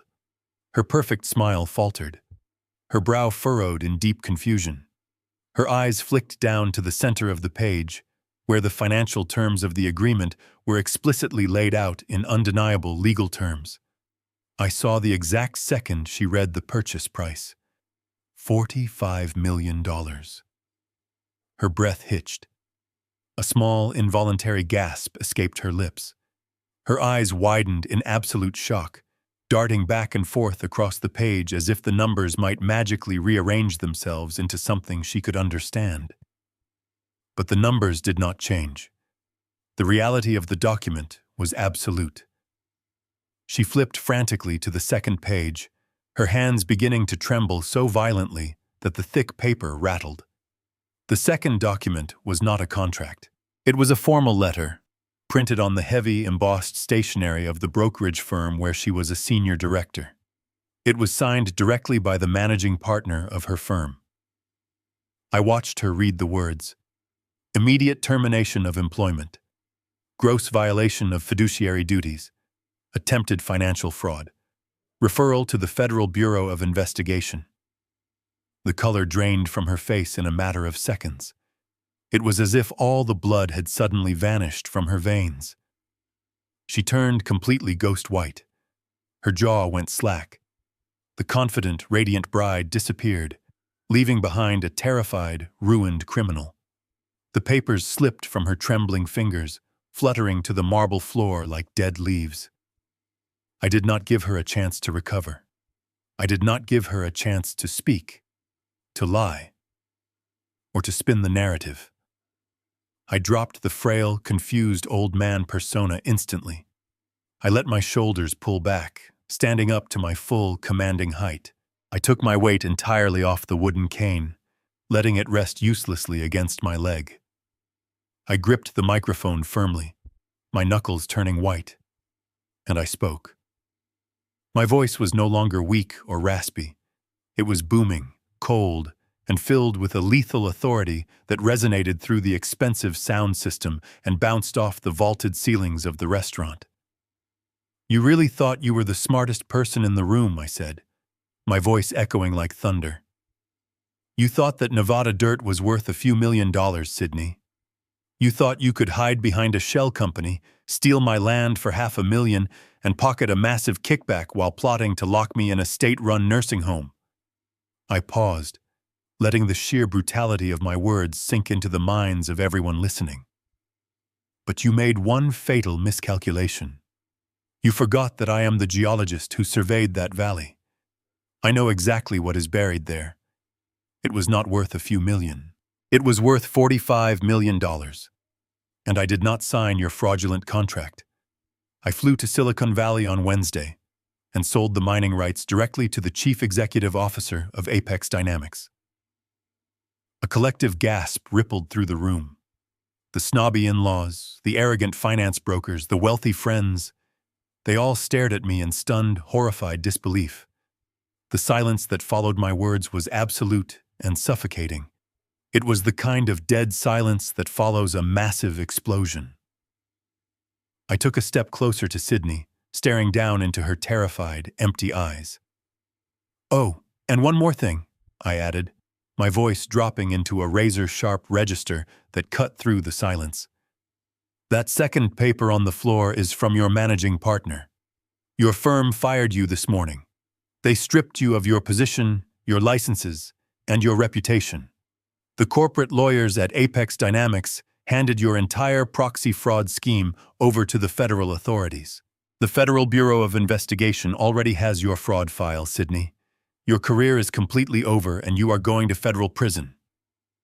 Patricia, Sydney's mother, let out a piercing shriek, dropping her champagne glass. It shattered violently against the floor, but nobody moved. Richard, her father, turned an angry, flushed red, stepping forward, but he froze when he looked at the documents scattered on the ground. The reality of the situation paralyzed the entire room. Sydney just stood there, completely frozen, her mouth opening and closing silently like a fish suffocating on dry land. Her perfect night, her perfect scam, her perfect life had just been entirely obliterated in front of everyone she knew. And I was not even finished yet. For a long moment, the only sound was the frantic breathing of the bride. Sydney stared at the scattered documents as if they were venomous snakes. Then something inside her simply snapped. Her meticulously crafted mask completely disintegrated, revealing the vicious woman underneath. She let out a guttural scream that echoed terribly against the crystal chandeliers. She lunged forward, her eyes blazing with unhinged fury. "You ruined everything," she screamed. "You miserable old fool, you set me up!" I stood my ground, not stepping back. Her hair fell in messy strands across her eyes. She pointed a trembling finger at my chest. "Do you have any idea what you have done?" she shrieked. "That was my deal. I found the buyer. I set up the proxy. That $5 million commission was mine. You had no right to go behind my back to the chief executive officer. You stole my life. You stole my career. You are nothing but a pathetic old man who should have died years ago." I did not flinch. I just looked at her with cold, calculated emptiness. Her words did not hurt me. They only proved to everyone in the room exactly who she was. The wealthy guests recoiled, horrified by her absolute lack of shame. When she realized her screaming was having absolutely no effect on me, she spun around like a trapped animal looking for someone else to tear apart. Her wild, manicured eyes locked onto Jason. My son was standing a few feet away, entirely paralyzed. He looked like a man standing on the tracks, watching a freight train barrel toward him, completely unable to move his feet. His face was slick with cold sweat. Sydney marched up to him, her crimson gown swishing aggressively around her legs. "This is your fault," she hissed, jabbing her finger hard into his chest. "You said he was stupid. You said he was just a clueless, lonely old man who would sign anything we put in front of him. You could not even handle your own father." Jason opened his mouth to speak, to offer some kind of pathetic excuse, but no words came out. His lips just trembled. Sydney did not wait for an answer. She pulled back her arm and slapped him squarely across the face. The sharp, explosive crack of her palm hitting his cheek rang out like a gunshot in the silent room. Jason stumbled backward, his hand flying up to cover his rapidly reddening skin. Several women in the crowd gasped. The arrogant finance brothers who had been drinking champagne with him earlier stepped back, wanting absolutely nothing to do with the violent spectacle unfolding before them. "You are useless," Sydney spat, her voice dripping with pure venom. "I put everything on the line to save you, and you ruined it." The physical blow, combined with the absolute collapse of their criminal scheme, was the final push that sent Jason over the edge. He staggered backward, hitting the edge of the head table. The silver cutlery rattled loudly against the crystal champagne glasses. He gripped the edge of the table, his knuckles turning white, but his legs could no longer support his weight. He slid down the crisp white tablecloth, collapsing heavily onto his knees, right there on the polished marble floor. His breathing became incredibly shallow and rapid. He was hyperventilating, his chest rising and falling in quick, jerky spasms. He began to pull frantically at his custom-tailored tuxedo collar, gasping for air as if the room had suddenly run out of oxygen. "Dad," he choked out, his voice a high-pitched wheeze of pure terror. "Dad, you do not understand. They are going to kill me." He looked up at me from the floor, his eyes wide and completely bloodshot. Tears began to stream down his face, ruining his perfectly groomed appearance. The polished, successful corporate executive was gone, replaced by a terrified, broken child begging for his life. "If that contract is gone, the money is gone," he sobbed uncontrollably, rocking back and forth on his knees. "The Vegas guys, they gave me until the end of the month. They said they would break my legs. They said they would put a bullet in my head if I did not pay them back." The elite dining room leaned in, horrified by the sudden plunge into the criminal underworld. Jason was weeping openly, ignoring the shocked stares of his friends. $3 million, he wailed, burying his face in his trembling hands. "I owe the Vegas syndicate $3 million in gambling debts. I lost it all. I lost everything on the tables and borrowed from the wrong people.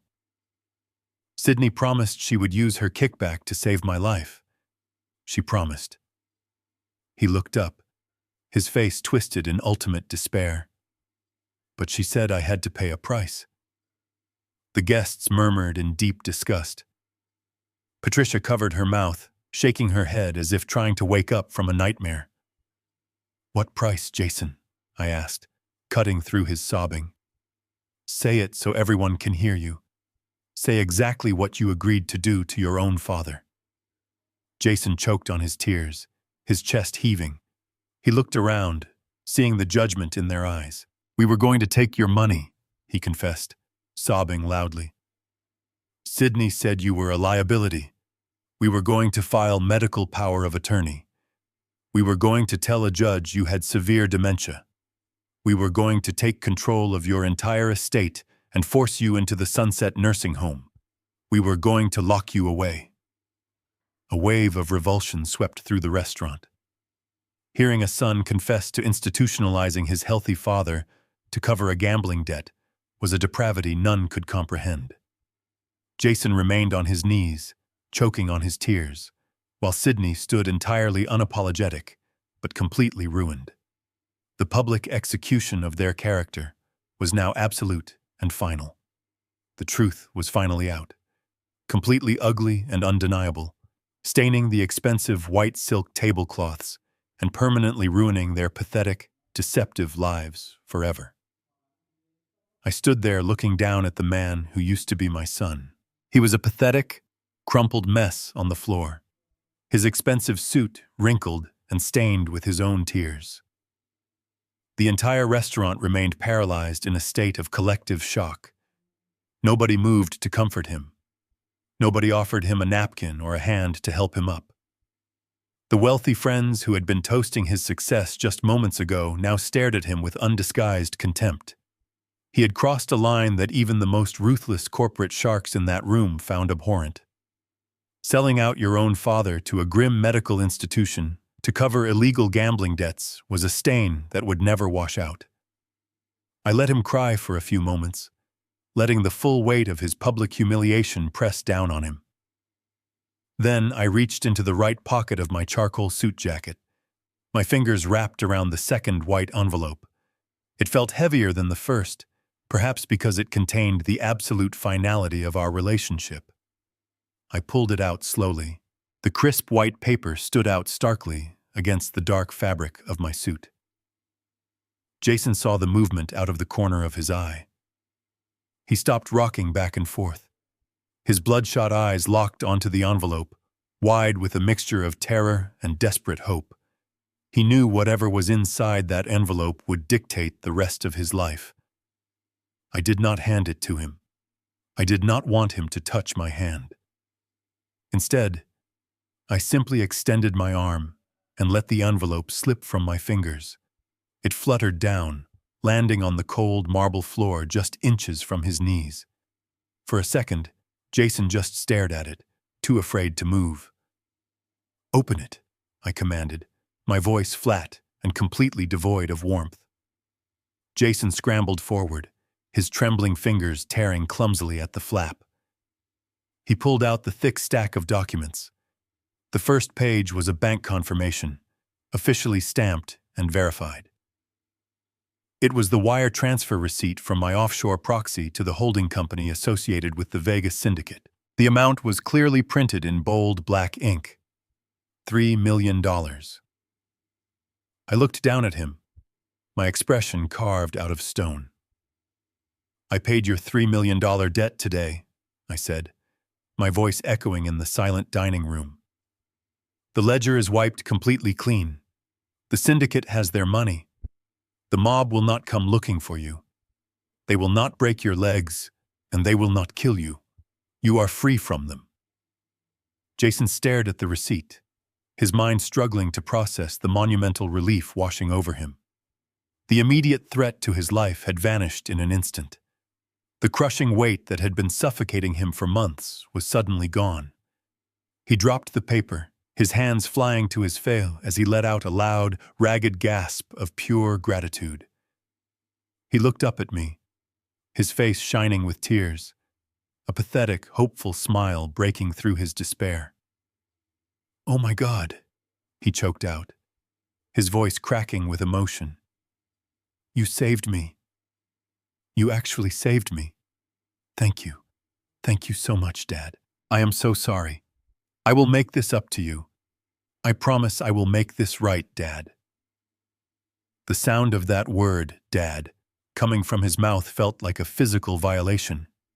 It was a title he had completely forfeited the moment he agreed to lock me away.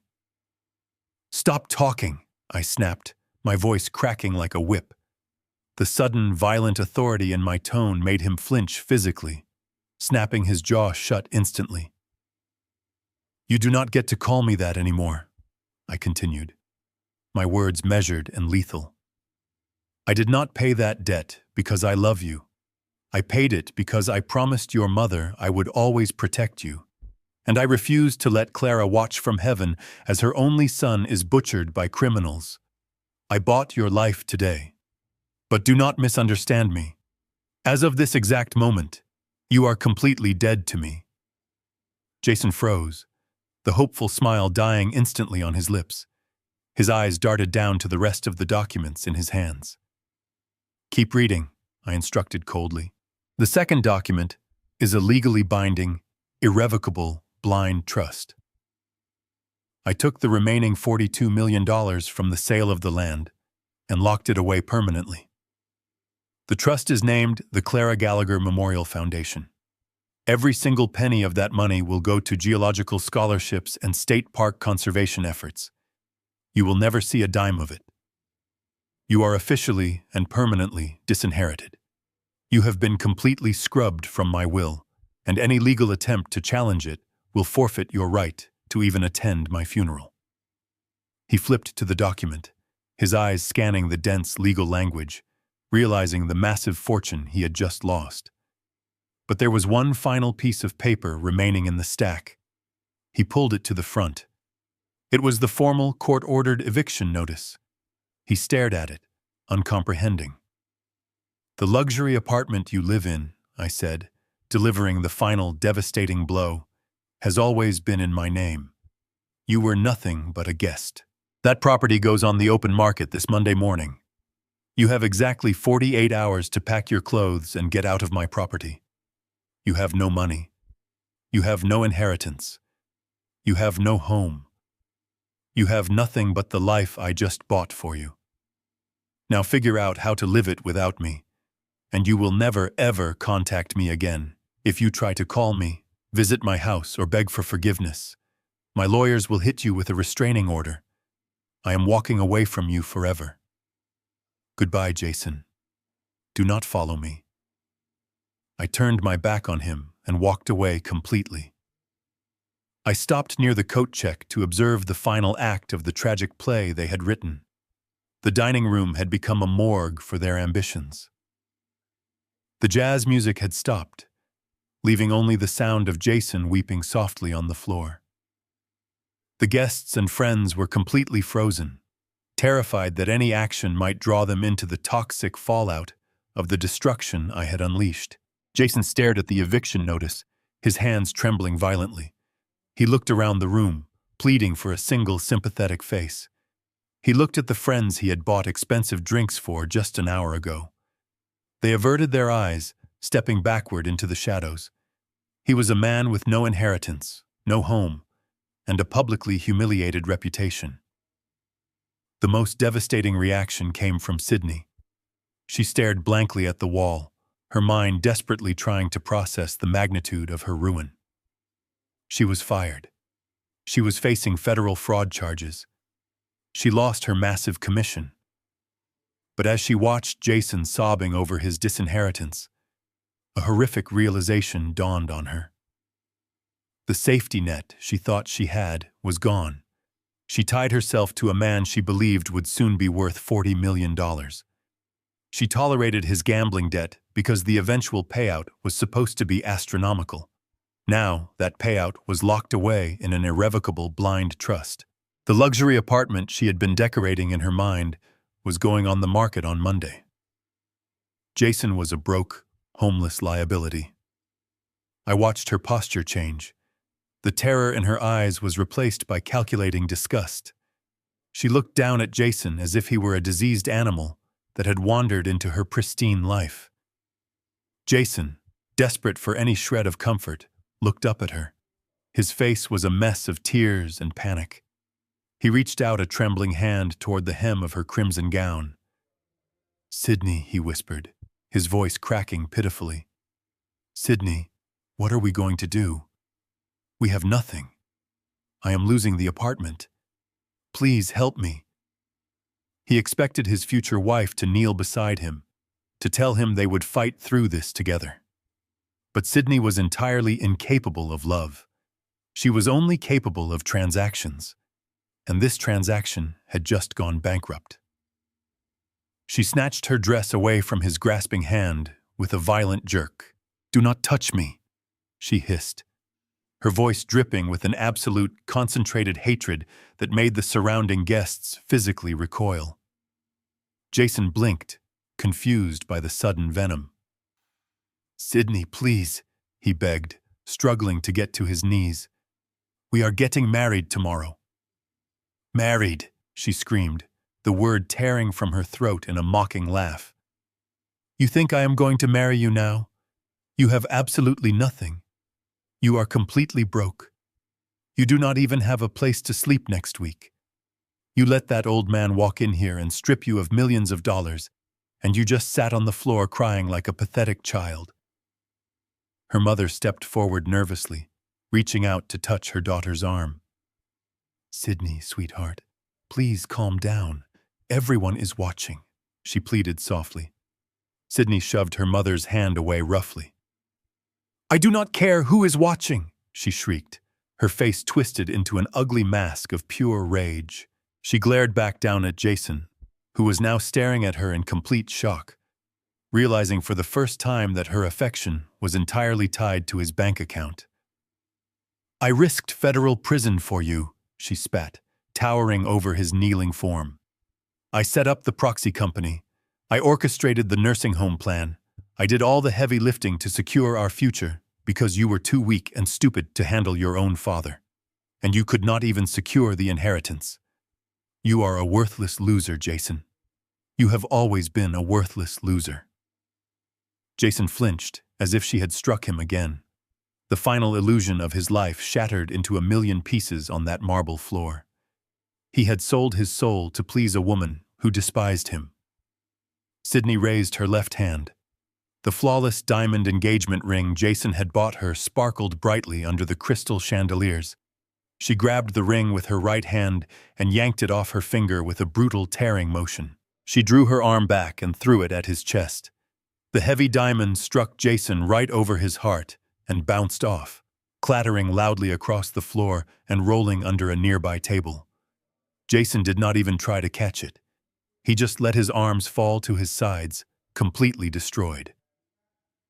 "It is over!" Sydney screamed, hot tears of rage and self-pity spilling over her cheeks. "I never want to see your pathetic face again." She turned around, her crimson gown swirling around her legs, and began to run. She shoved her way past her horrified parents and the silent, staring guests.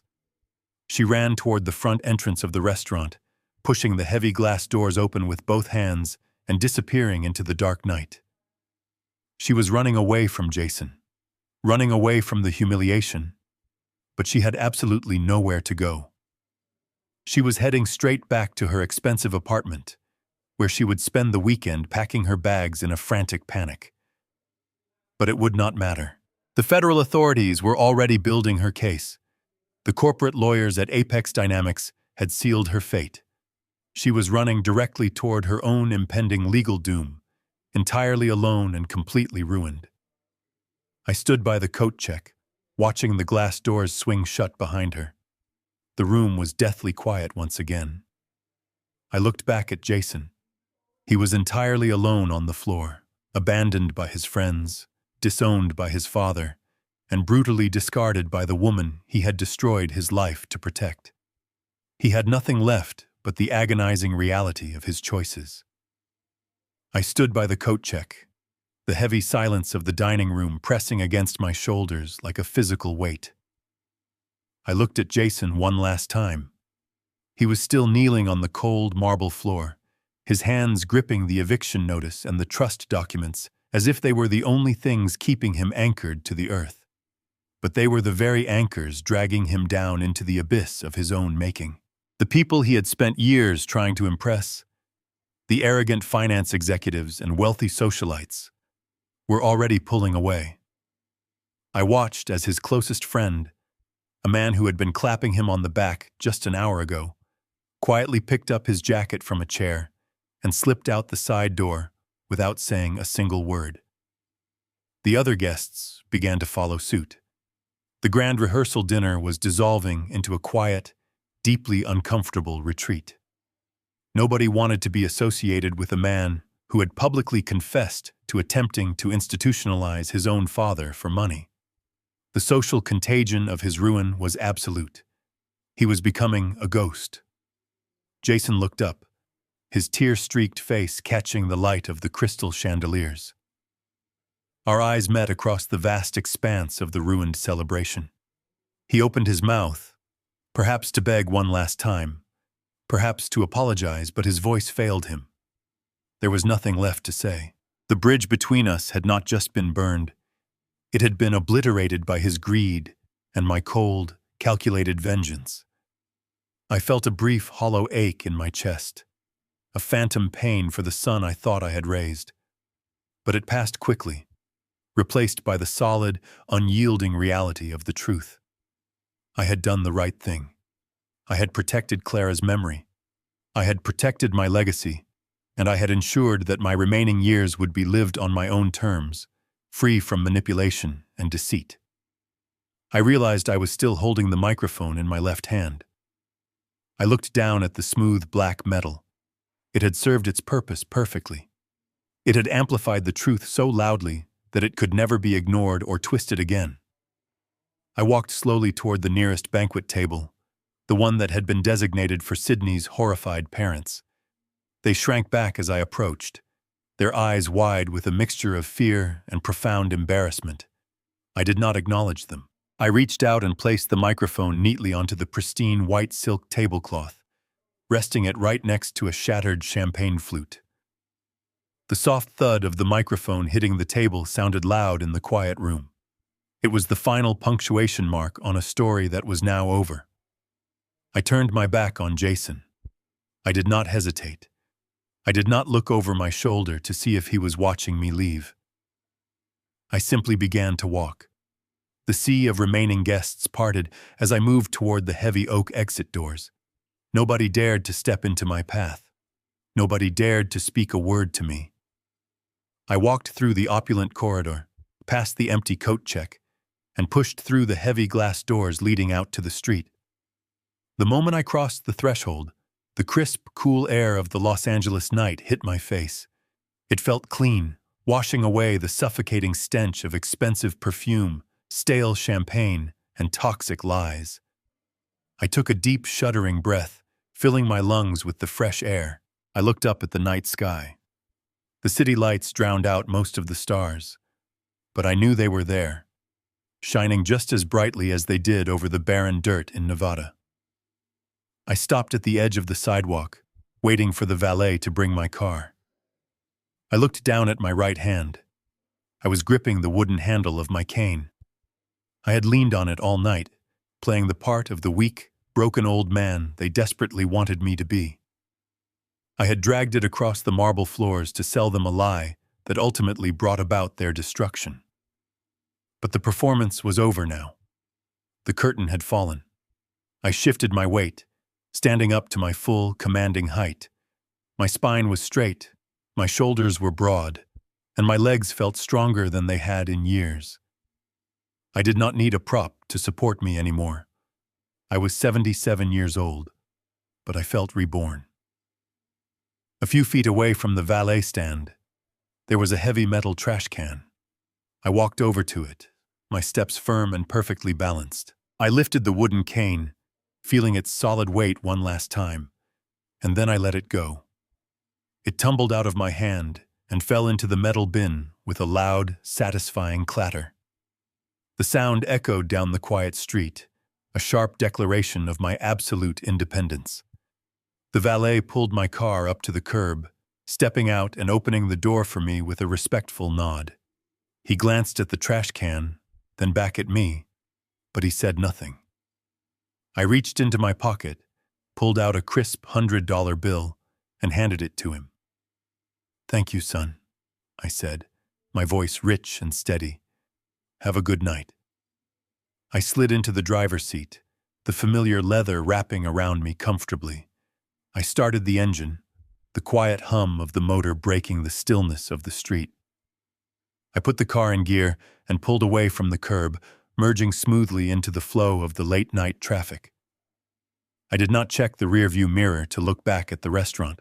There was nothing behind me but the ruins of a life I no longer recognized. My focus was entirely on the open road ahead, illuminated by my headlights, stretching out into a future that belonged entirely to me. 3 weeks have passed since that night in Beverly Hills.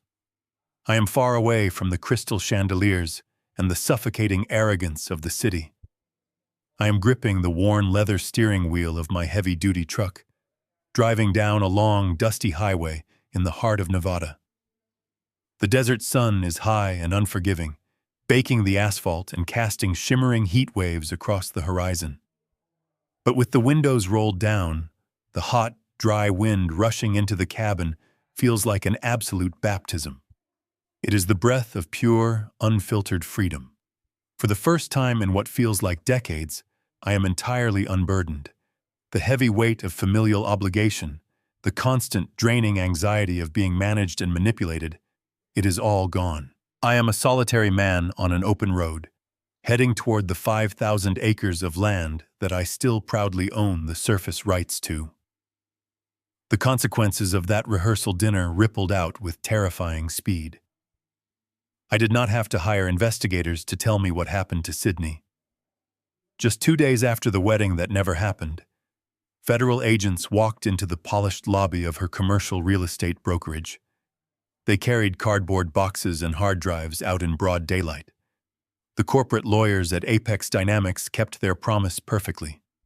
They handed over a pristine, undeniable trail of digital evidence detailing her attempt to use a shell company to defraud a landowner and pocket a $5 million commission. She was officially indicted on multiple counts of wire fraud, corporate espionage, and breach of fiduciary duty. Her firm not only fired her, but they also filed a massive civil lawsuit against her to distance themselves from the scandal. I saw a brief clip of her on a local news broadcast walking out of a federal courthouse. She looked small, pale, and entirely defeated, hiding her face behind a pair of oversized sunglasses. She is currently awaiting trial, facing up to 20 years in federal prison. The absolute control she craved had become the very cage that trapped her. As for Jason, His descent was quieter, but infinitely more tragic. Mitchell kept tabs on the eviction process. At precisely 9 o'clock on that Monday morning, the county sheriff arrived at the luxury apartment with a court order. Jason had not packed.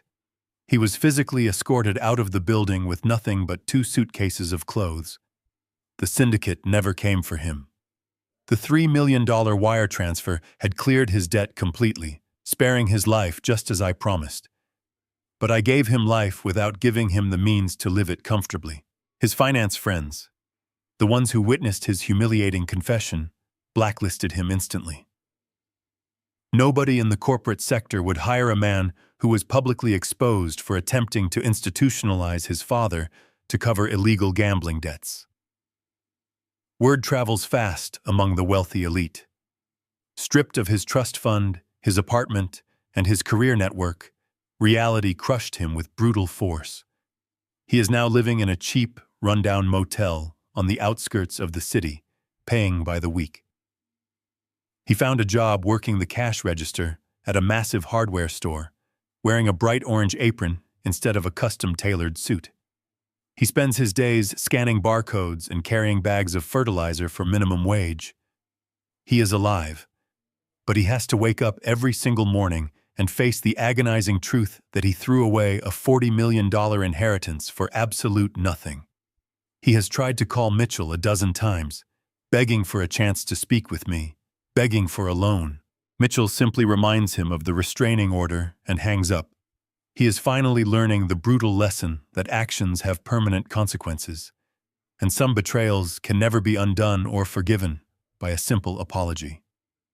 I push all those thoughts away as the familiar landscape of the valley finally comes into view. The jagged ridges of the mountains frame the vast expanse of barren dirt. But to me, it looks like a masterpiece. The massive electric vehicle conglomerate has already begun their preliminary surveying work on the far eastern edge of the property. They are bringing in drilling equipment to access the lithium deep below the surface, but per our ironclad contract, they are leaving the vast majority of the landscape completely untouched. The money from that deal, the $42 million, has already been successfully transferred into the Clara Gallagher Memorial Foundation. The board of directors held their first meeting yesterday, approving a massive grant to fully fund the geology department of a local community college, providing full-ride scholarships to dozens of students who come from nothing.